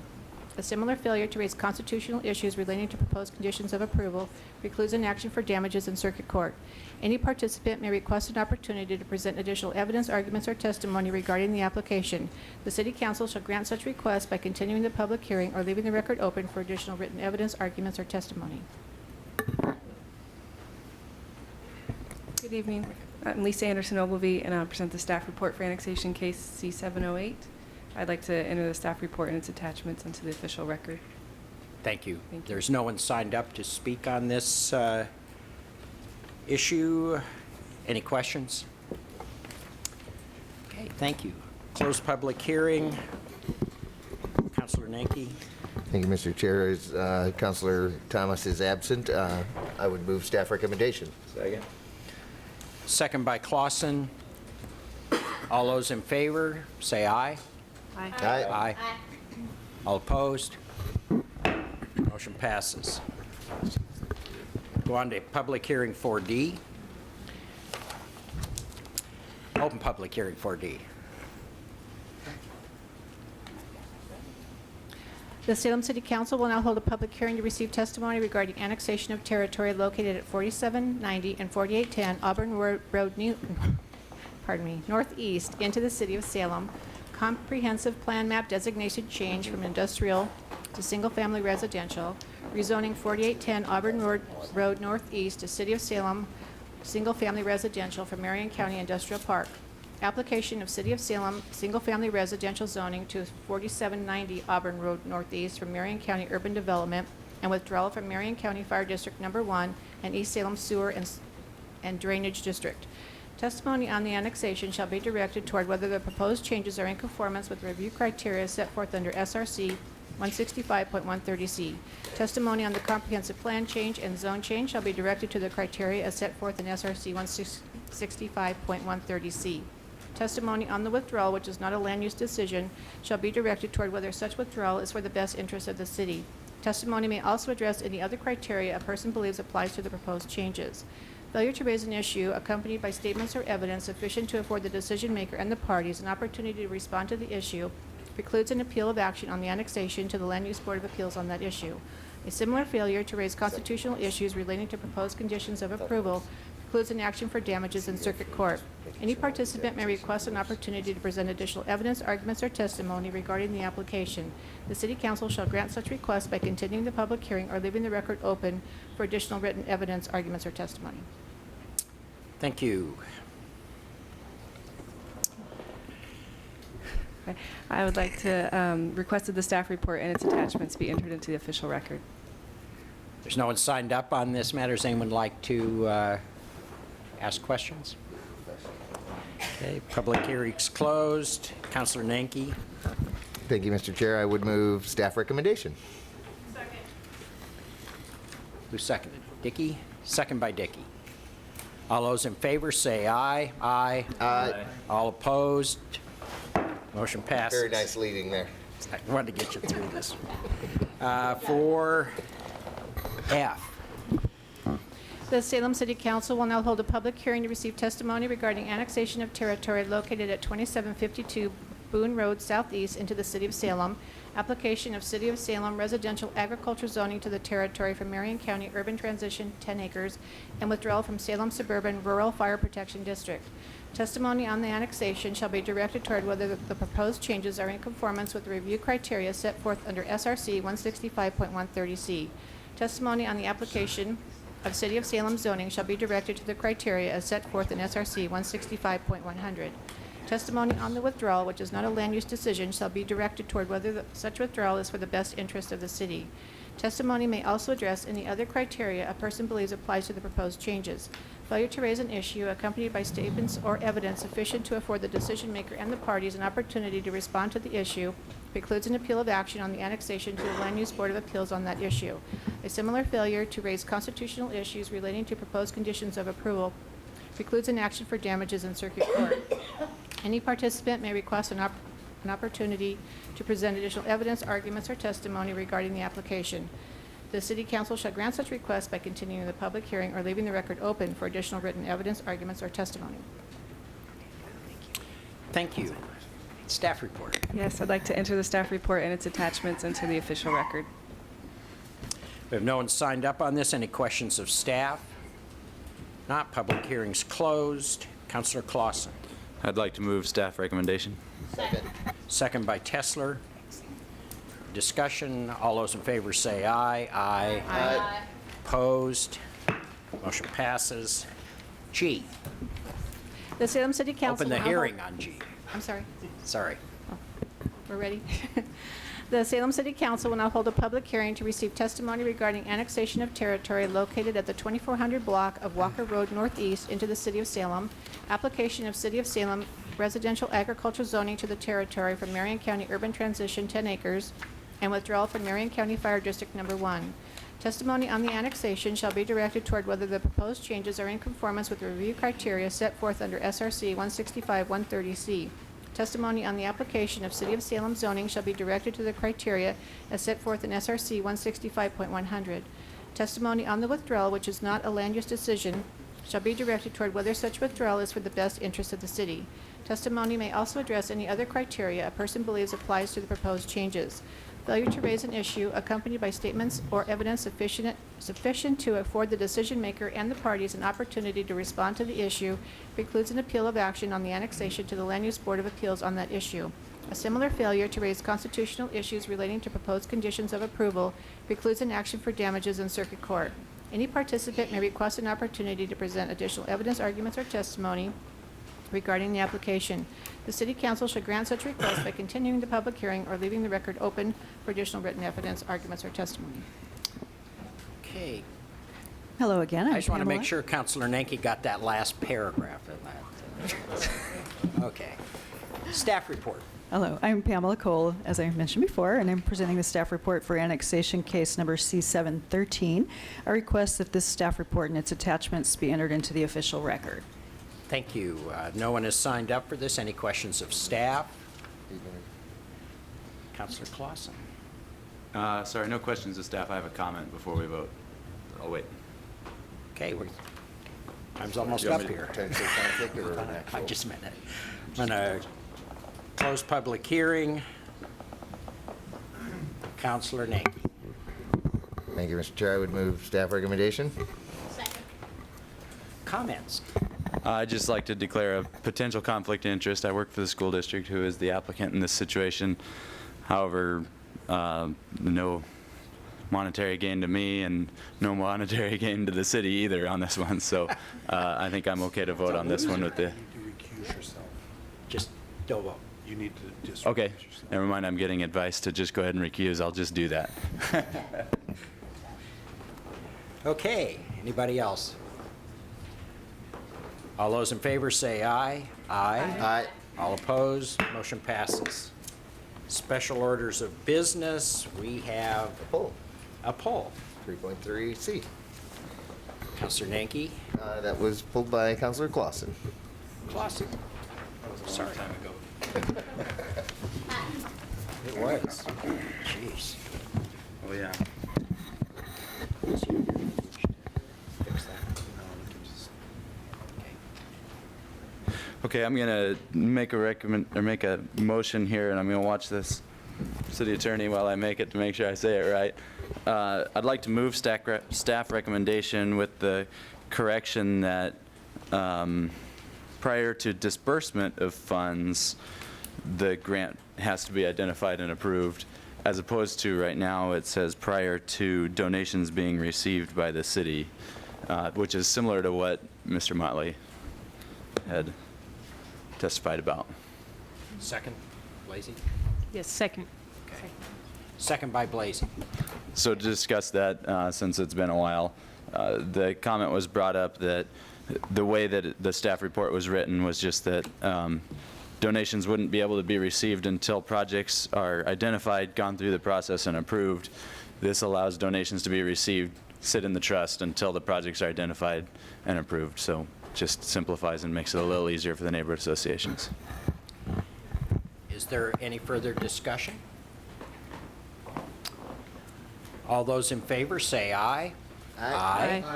Opposed? Motion passes. Item 7, information reports. Councilor Clausen.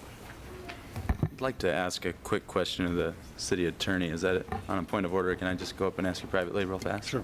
Okay. Anyone else have any questions on these information items? Okay. I can say nice job at alphabetization. They were good. Yeah, they were very good.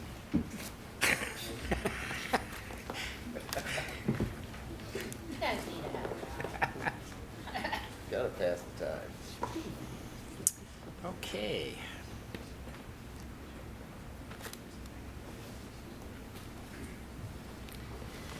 Okay.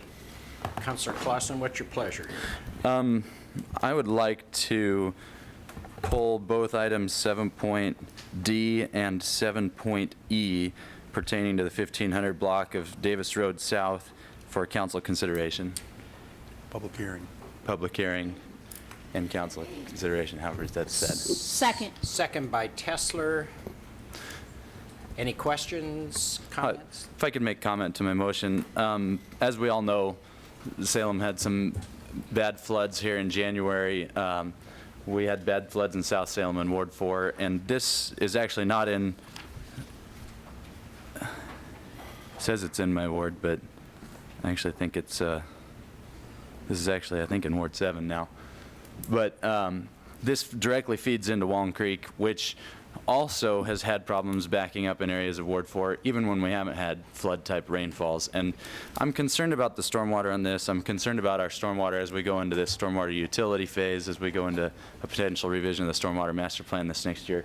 I think it's a good point for us as council to look at this and get a consideration of what we have, because we have existing issues there, and I think it's something we all need to look at with the light that it's got to be looked at in the framework of what we have for current requirements. But I think that this would be a good one for us to see.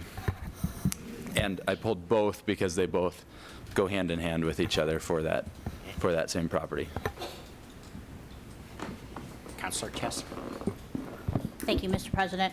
I'm going to support my cohort, Councilor Clausen, on this one. I think he's being very wise in pulling this and putting this out to a public hearing. I'm also committed to helping Councilor Clausen with this too, to the best of my ability. I really do think we need to start thinking a little differently about that area and start having a conversation with people and doing some education and thinking about stormwater discharge and kind of moving in a different direction. So I am pleased to support your motion and will help you with it too. Thank you. Councilor Blasey.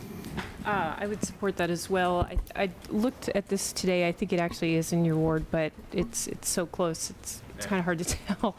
But I agree. I agree with Councilor Tesler. I think it's something we need to consider, especially in this area. There was some public concern raised, some emails sent, and I think it's something we need to take a closer look at. So. Okay.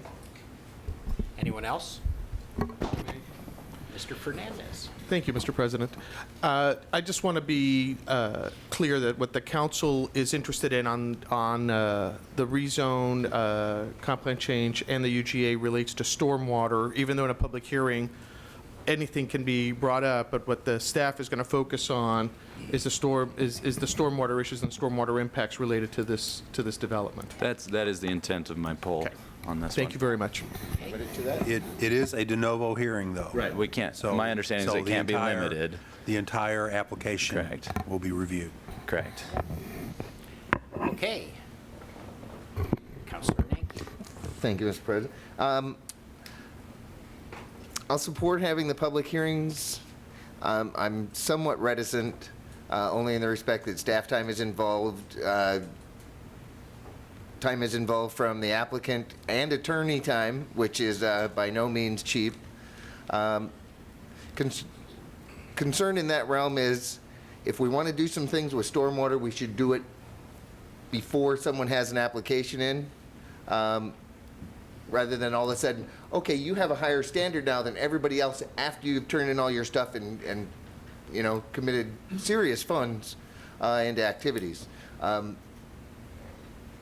I shouldn't say that based on a different land use action that's around, but similar. And I've told neighborhood associations forever, it's like, you can't come in and complain about it once it's here. If there's stuff we don't like, let's deal with it outside of that before the next one comes in. So I'll be interested to see what staff brings back on this one, knowing that there, you know, is room for us to increase regulations on folks. I don't like doing that to someone when they're in the middle of something, so we should definitely, and you know, Councilor Clausen has been mentioning that for a while, we need to look at that whole area. But to actually isolate out one person just because they happen to have an app in gives me some cause for pause. Okay. Anyone else? Okay, all those in favor of the motion say aye. Aye. Opposed? Motion passes. Whew. We're getting there, folks. We're to ordinances. Everyone pay attention. This is the first reading of 8.1A. This is a monster, isn't Take a it? deep breath. You're getting a workout today. You haven't seen the monster yet. That's awful. Go ahead. Oh, Go you ahead. need something? No, I'm just waiting for the go-ahead. Okay. Go ahead. Ordinance Bill 12-12 relating to land use, establishing new Salem Revised Code, Chapter 220, Site Plan Review, Chapter 225, Design Review, Chapter 240, Conditional Use, Chapter 245, Variances, Chapter 250, Adjustments, Chapter 255, Street Naming, Addressing, and Vacation of Public Property, Chapter 265, Zone Changes, and Chapter 270, Nonconforming Situations, amending SRC 31.089, 1007, 38.010, 63.030, 038, 046, 047, 051, 285, 295, 66.020, 200, 77.150, 95.200, 111.040, 116.100, 130, 118.285, 170, 220, 340, 410, 119.010, 500, 560, 570, 121.242, 680, 690, 870, 123.050, 100, 200, 125.080, 126.050, 130.609, 133.100, 135.070, 136.050, 137.040, 080, 138.040, 070, 139.040, 050, 139.160, 140.020, 170, 180, 141.080, 142.070, 143.070, 143A 060, 070, 190, 143B 060, 090, 100, 120, 130, 150, 160, 170, 290, 143C .060, 080, 090, 100, 150, 143D 045, 170, 143E 050, 143F 050, 144 040, 145.030, 040 050, 146 030, 040 050, 147.030, 040 050, 148.170, 190, 200, 220, 300, 320, 340, 350, 370, 450, 149.030, 040, 050, 150.030, 040, 050, 151.030, 040, 050, 152.030, 040, 050, 153.030, 040, 050, 154.030, 040, 050, 155.030, 040, 050, 156.035, 050, 157.030, 040, 050, 158.030, 040, 050, 159.040, 050, 160.020, 100, 120, 162.070, 215.030, 300.100, 110, 120, 130, 200, I'm sorry, strike 200, 220, 400, 410, 420, 500, 510, 520, 600, 610, 620, 700, 710, 720, 820, 840, 850, 860, 970, 1010, 1040, 1080, and 1110.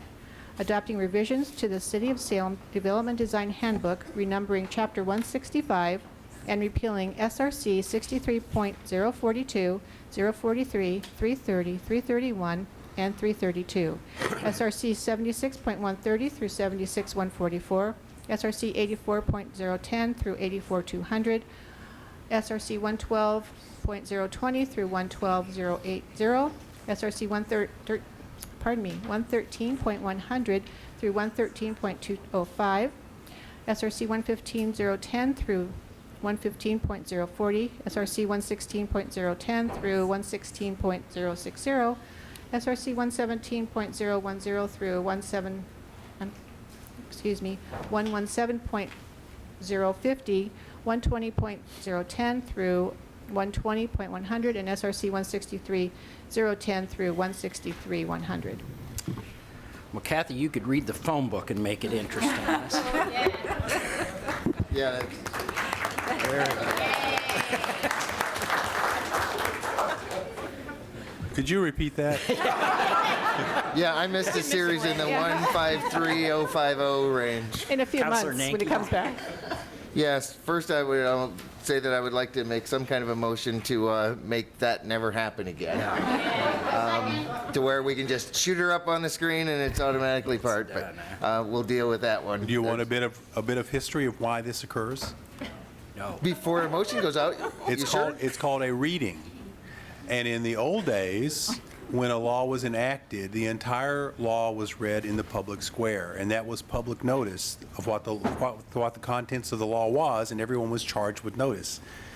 Now, due to changes in the way the law works, you can read the title, and that is sufficient to give the public notices of the changes in the law. You see this in also the state legislature. There's a guy that will stand up, and I'm sure you're familiar with it, Councilor Bennett, where he just reads nonstop bill numbers, and that's why it's called a reading. Well, I would have liked to hear the reading on the Affordable Care Act. Yeah, well, With that, I would go ahead and move staff recommendation to refer ordinance bill number 1212 to the Planning Commission for public hearing and recommendation. second I'm by not going to read the Kessler. entirety of that recommendation. Any discussion?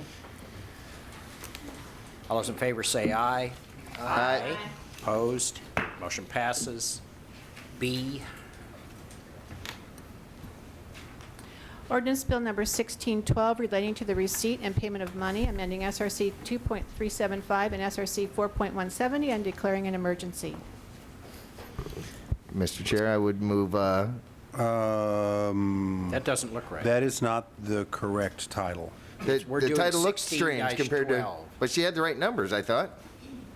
We're doing ordinance bill 16-12 relating to setting and collecting processing. And she had mentioned receiving. Yes. This is setting and collecting. I think that was an early iteration. It changed while I was on vacation. Yeah, wouldn't you know? Ordinance Bill 1612, an ordinance relating to setting and collecting a processing fee for dishonored payments, amending SRC 2.375 and SRC 4.170, and declaring an emergency. And if I may, I thought I heard ordinance bill 1512. 1612. I believe that was the reading. 1612. Okay. Yeah, okay. My ears just heard it as 15, so I wanted to make sure we were clear on that. Want to give us a motion? Yes, with that, I would move that City Council advance ordinance bill number 16-12 to second reading. Second by Clausen. Any discussion? All those in favor say aye. Aye. Opposed? Motion passes. C, Ordinance Bill Number 1712, an ordinance relating to the downtown parking district, amending SRC 7.090 and declaring an emergency. Mr. Chair, I would move that City Council advance ordinance bill number 1712 to second reading. Second by Tesler. Any discussion? All those in favor say aye. Aye. All opposed, motion passes. Let's see. D. Ordinance Bill Number 1912, an ordinance relating to the discharge of air guns, amending SRC 95.020. Counselor Dickey. I want to move staff recommendation. Second. Second by Nanki. Yes. Yeah, I would like to address this. I just want to thank staff for making this revision in the code and bringing it to us. Having a couple of young adults at home, I'm a little bit familiar with these kinds of events, paintball, airsoft kinds of events, and people come from all over to attend these. I mean, it's huge. It's amazing going to these. You see people, they drive for, a couple 100 miles just to come to these. So this is going to be a really good positive thing. And they're always very well run. I haven't been to one that hasn't been well run, safe. They follow all the rules. In fact, they're very, very strict. They're strict with the people who attend. So I think this is going to be a really positive thing. So thanks to staff for bringing this to us. Any discussion? Discussion. Yes, Mr. And I've spoken with staff in regard to this as well, and it's not just young people at home, old people as well. Having started playing this back in its infancy, with the actual guns that they used to mark trees with and oil-based paints rather than the water-based paints of today. And just to let you know, the oil-based paint ones would settle. So you would have clear oil on one side and like concrete on the other side. And you see some welts from the stuff that's out there today. Back then, we're talking screamer. So we've come a long way with some really cool weaponry. And we were actually talking about air guns in general at the Morningside Neighborhood Association meeting a couple of weeks ago in respect that people cannot fire these off with anything in the chamber. If you wanted to scare an animal off your yard, you could shoot one of the paint guns. There can be nothing in it. You can't shoot BB guns or airsoft or anything, so those are illegal. So just let people know that as well, because I know they're still here watching. They've been waiting for this one. I know. I will support. Counselor Dickey? Yeah, just another thing to add, not just the paintballs, but the little airsoft BB pellets now come in biodegradable, so they are environmentally safe, which is a huge thing too. And a lot of the ones that we've gone to at least require that you use the biodegradable ammunition. So I just want to note for the record that this is limited to commercially operated shooting ranges, fields, and other areas, and to registered participants in organized competitions. Correct. So you should not be out in your front yard shooting little animals with the paint guns. Yes. Okay. With that, I'm glad that clarification came through. Any further discussion? All those in favor say aye. Aye. All opposed? Motion passes. Now go to second readings. Ordinance Bill Number 1012 relating to the Salem Municipal Airport, renumbering sections of the Salem Revised Codes and repealing SRC 9.038, 9.042, 9.052, 9.054, 9.086, 9.130, 9.134, 9.140, and 9.190. Counselor Thomas is absent. Counselor Blasey? Here. We're taking a roll call vote. Aye. Aye. Or nay? Counselor Clem? Aye. Counselor Bennett? Aye. Counselor Tesler? Aye. Counselor Nanki? Aye. Counselor Clausen? Aye. Counselor Dickey? Aye. And Mayor Peterson is absent.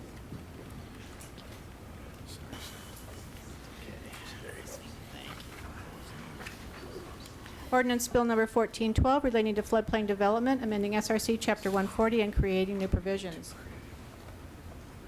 Counselor Blasey? Aye. Counselor Clem? Aye. Counselor Bennett? Aye. Counselor Tesler? Aye. Counselor Nanki? Aye. Counselor Clausen? Aye. Counselor Dickey? Aye. Counselor Thomas is absent, and Mayor Peterson is absent. Okay, well, we're finally to the public comment part. I really apologize this has taken so long. We had obviously a very long agenda tonight. I will call you again 3 minutes. If you would stop when the red light goes on, it's much appreciated. Marvin Sands, if you're not here, no harm, no foul. Council President, Mr. Sanders left a note. He intended to be here to thank Councilor Clem for his help, and left a nice note about the great work that Councilor Clem has done in helping him, and we will enter the letter into the record. Great, thank you. Kirk Leonard. Okay. Yes, I'm Kirk Leonard. I live at 1285 Southeast, Waller Street Southeast.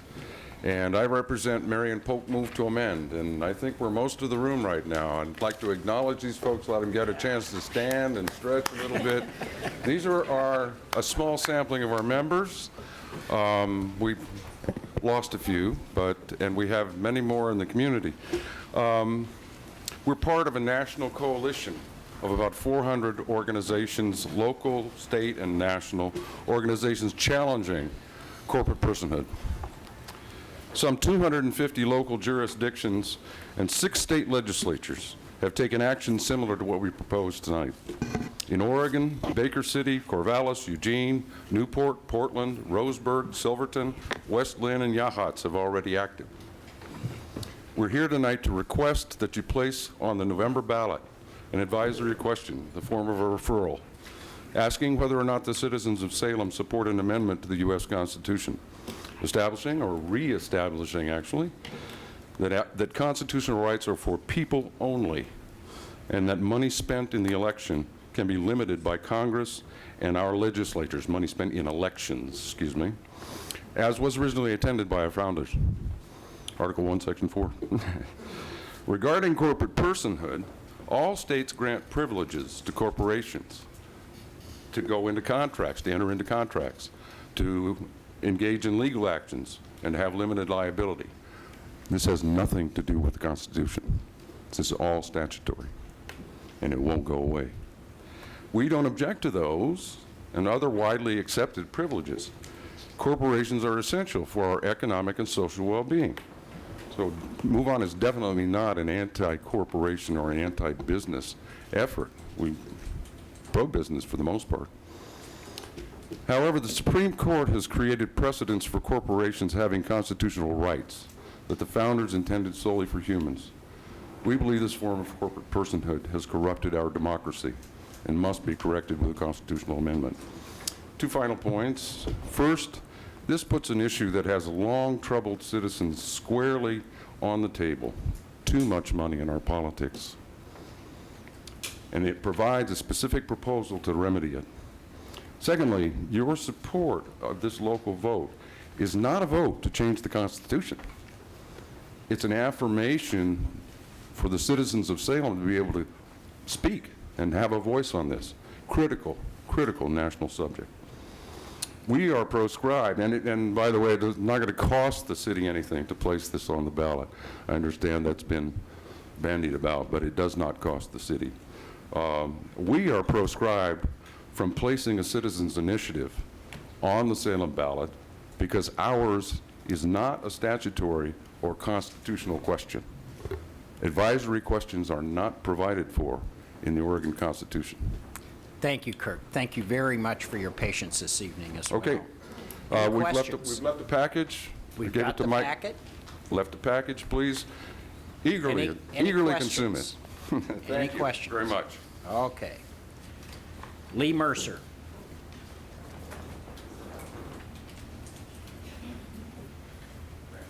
So I'm Lee Mercer. I'm 540 Edgewood Drive in Silverton. I'm here, though, as the director of the Main Street Alliance of Oregon. It's a statewide organization of small businesses. We have about 870 businesses on our list statewide, so we're a small group. But we have about 55 businesses here in Salem. We encourage small businesses to speak out on state and federal issues affecting small business, and as part of our outreach and our decision-making process, we're constantly surveying. Between February and June, I surveyed 400 businesses in Portland, Beaverton, Salem, Corvallis, Eugene, Molalla, Canby, Silverton, and a number of other rural and coastal cities. Out of that survey, a piece was on political spending and elections and electoral reform. 78.9% of the business owners I surveyed feel that the 2010 Citizens United decision of the Supreme Court freeing corporations to spend unlimited money on elections is bad for small business. In the same multi-city sampling, 72% of business owners would support a constitutional amendment declaring that corporations are not people and money is not speech. As a side note, a whopping 88.1% would support requiring publicly traded companies to disclose all their political spending, like the super PACs and so forth. But since this is an action by the City Council of Salem being proposed, let's look at a sampling here in Salem. As I noted, we have 55 small businesses on our list here in Salem. I surveyed about half of these, 26 small business owners. Of these, 73% felt that Citizens United decision was bad for small business, and that was above our national, we did a national survey, a scientific national survey on this of small business, and 66%. And getting to the bottom line, of the Salem merchants I surveyed, 65%, or a little over 2/3, would support a constitutional amendment declaring that corporations are not people and that money is not speech. That's also the case in Silverton, where I live, where the City Council recently passed this resolution, and we'd like to see you join them and the other cities in the state doing that. Thank you. Thank you very much. Any questions? Thank you. Ask you not to- Go ahead. Do you have a question? Yeah, I do in regards to the You surveys. couldn't hear, the applause was... In regard to the survey, you said you had a national survey that actually was scientific. Were any of the smaller community ones? Salem, for example, was it a scientific survey or? It was a nationwide survey of 500 sampling of businesses. But the businesses in Salem, were they part of that larger survey, or did you just pick 26? No, that was a national survey run out of, our national organization. So we were just nationwide. Okay. And Salem was part of that, not separate from that nationwide survey? No, the Salem sampling was a sampling of just the surveys I've done here locally.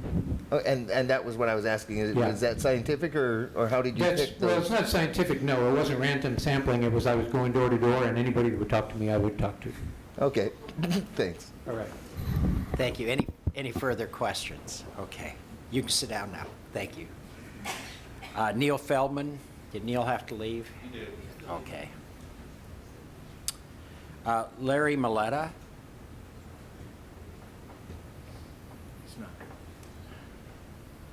Doug Emmons. There we go. I'm Doug Emmons from 1314 Maryland Street Southeast, and I'm asking you to further the referral to end the concept of corporate campaign contributions. It is corrupting the very core of our democracy.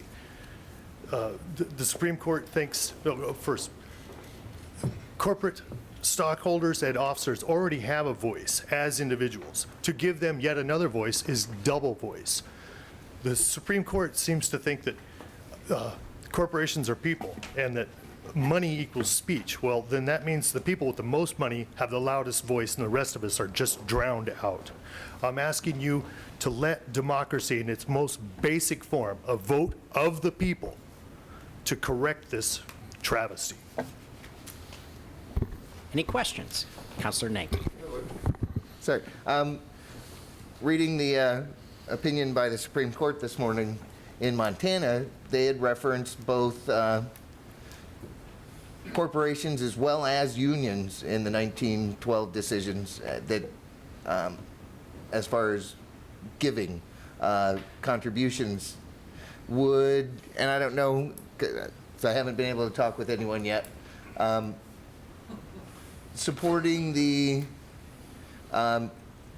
Corporations aren't people and money isn't free speech. Would this group then support no money contributions in politics whatsoever from unions and from foundations?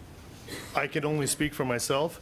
If that were the price to keep corporate money out of it, then I would do that, because the people that belong to the I'm gonna union ask you have not a voice as individuals also. We can all speak as individuals. We don't need someone to speak for us. But my This is question then is, democracy. why are we restricting this only to corporations rather than all of those financial elements that aren't people? No. Go ahead and answer his question. We don't need any. I'm not the one that wrote it, Sidelines. but if a horse is going in the direction you want it to, I'll ride it rather than walk. This, I can't tell you how, the Supreme Court's decision most recently with a corporation is a person and money is speech is so wrong, it makes me question whether they are incompetent or corrupt. And sometimes pendulums swing one way or the other, sometimes they swing too far. It will eventually find equilibrium in the middle. We need to start now, here, tonight, all of us, to restore democracy to our nation. Thank you.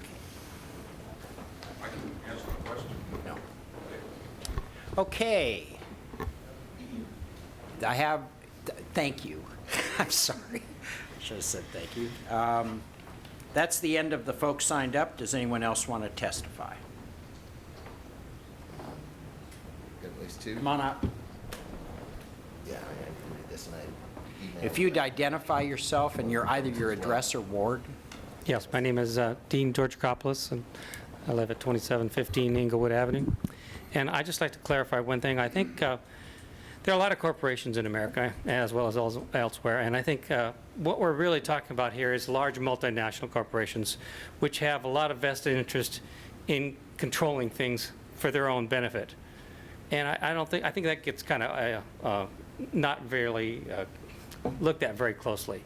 And we're talking about money that is all around the world taken in, and they're going to use it, of course, to get any advantage they can anywhere they can, including here. And I think that's something that needs to be thought about, and which is why that move to amend is so important. Great. Any questions? Thank you very much. Anyone else? Okay, you're next. You're right behind me.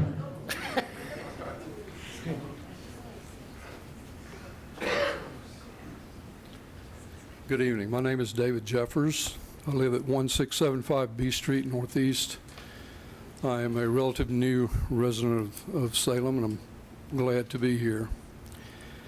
To answer your question, Mr. Nanke, unions are also restricted by this move to amend language for unlimited spending on elections, political elections.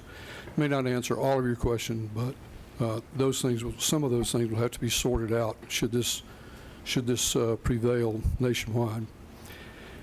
I would respectfully point out to you, sir, that I sent you an email, okay, where I would have been happy to sit down with you and discuss this issue, and I did not receive any response. That's really all I have to say. Okay. Thank you very it's much. in your hands, and you need to do the right thing. Okay, just a sec. Mr. Jeffers?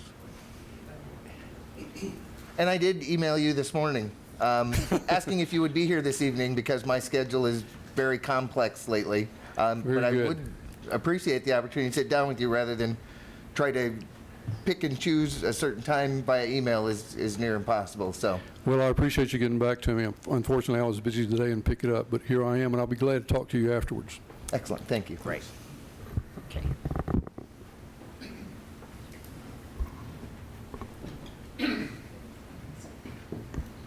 Hello, my name is Bill Wolf, and I live at 6629 Jacoby Street, Kaiser, Oregon.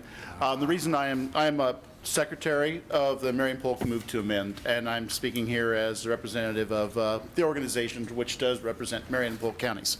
Wasn't really planning to speak tonight, but I just wanted to, what David just did mention, I did want to answer the question that yes, we believe anything that doesn't have a belly button is not a person. So that includes corporations, it includes any nonprofit, it includes churches, it includes any kind of organizations. All of those things don't deserve any kind of a human right. They all have privileges. The privileges are granted to them by the state. And that is the way it should be. We create the organization when we charter it, and then we should have control of that throughout. One of the things that I want to make sure that we got across was the issue about it isn't going to cost anything to the city. We've researched that thoroughly. I've talked with the state officials. I've talked with the county. I've talked with Kathy Hall at city. And throughout all of that, I found there is no cost when it's on the general election. Also, why we're coming to you for this, we did try to go initially as an initiative to the county to take it right to the people. We found out that because of the fact that this is not an ordinance, the way that the Oregon State Constitution reads, it sort of omits that, and so therefore it is not accepted. The same thing was found in Portland, and the same thing was also, there's some Attorney General's opinions, along with some election lawyers we've talked to that have basically said that's the way it is. So it's in your hands. You are the only avenue that we have to take this to the people so that they actually get a chance to vote. And we think it's so much more important. You know, we could ask you to do a resolution, but that just says that you 9 people up here believe something that's great, and it's wonderful that we would love a resolution, but we really think it's more important that you take this to the people and let them have their say, and let it be flat out. And when it's polling 72 to 82% across the country that people are in favor of these concepts. And we're talking about Republican and Democrat. This is not a partisan issue. We are absolutely neutral on that. And what we've been doing, we've been tabling and going canvassing, we've been finding the same kind of 72 to 82% in acceptance on this. And I see a little ill light going. Thank you for your time. I really hope that you'll consider this. And time is of the essence for us. That's why we kind of came here tonight. We're trying to get our ducks in a row, but we are running up against the clock. There's a long clock that goes towards that November date. And you step it back and you step it back, and all the little processes that take place. If we're not on the agenda, basically your next agenda. Yeah. You're done. You're done. Thank you. Okay. You've had a turn. You're back.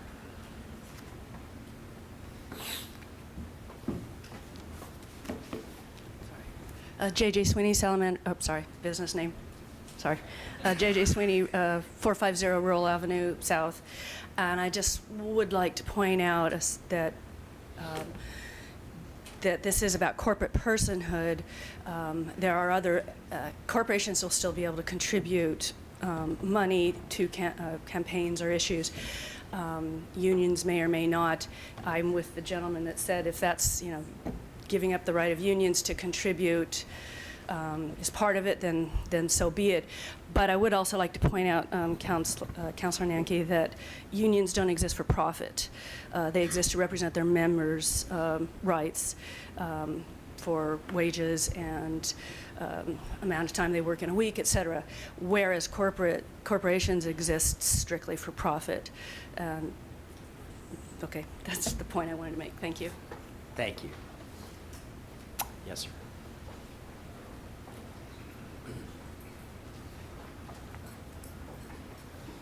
Hello, my name is Stacy Phillips. I live at 1065 17th Street Northeast in Salem, Oregon. I'd just like to let you guys know that every one of our congressional delegates has signed on and accepted this as it is written and presented by the move to amend. I just delivered 5,707 signatures electronically signed to the governor's office last week. These are all Oregonians, some people from Salem, Portland, east of the mountains, both parties. This amendment is very crucial to our democracy. We really would like your guys' help. All we want to do is have our voices heard. Please give us the opportunity to vote. Thank you. Thank you.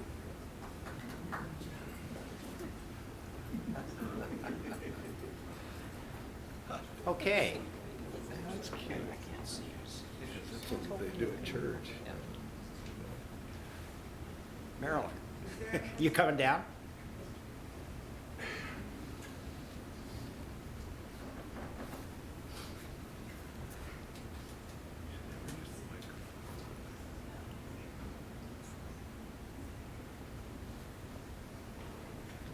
My name is Sandra Oliverpour. I live at 3144 Tess Avenue Northeast, number 124 in Salem, 97301.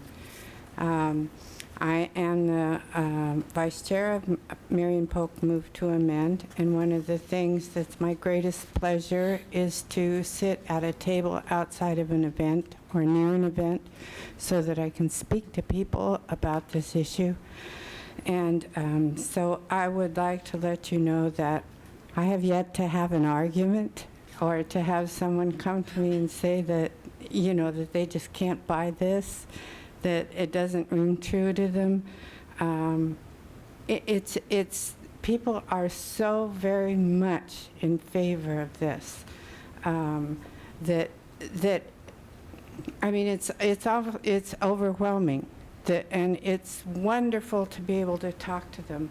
I've gone to some few of the neighborhood associations and received endorsements from one myself, and we've went around to other places to gain community support. And wherever we go, it's like, hi, where are you? Where have you been? You know, this is just wonderful. We wish you great luck. I've recruited 2 or 3 new members tonight while sitting here. It's really it's been a great pleasure. And at its very worst, you know, I feel like we need to do this now, soon, before we can't. We feel like the corporations are gaining that much power. I mean, the recent Wisconsin election, regardless of the outcome politically, when you just look at the money spent, there was a huge amount of money spent on one end, huge amount of money, very small amount of money spent on the other end. And the other thing that you have to consider with these super PACs, which this will kill, is that super PACs, by not having to identify their sources, means that out-of-country money can be spent without limit and without identification. Let's run our city from Salem and our democracy in Oregon and our country from the United States of America. Let's keep it that way. We're people. We can do it. We're worth it. Thank you. Thank you very much.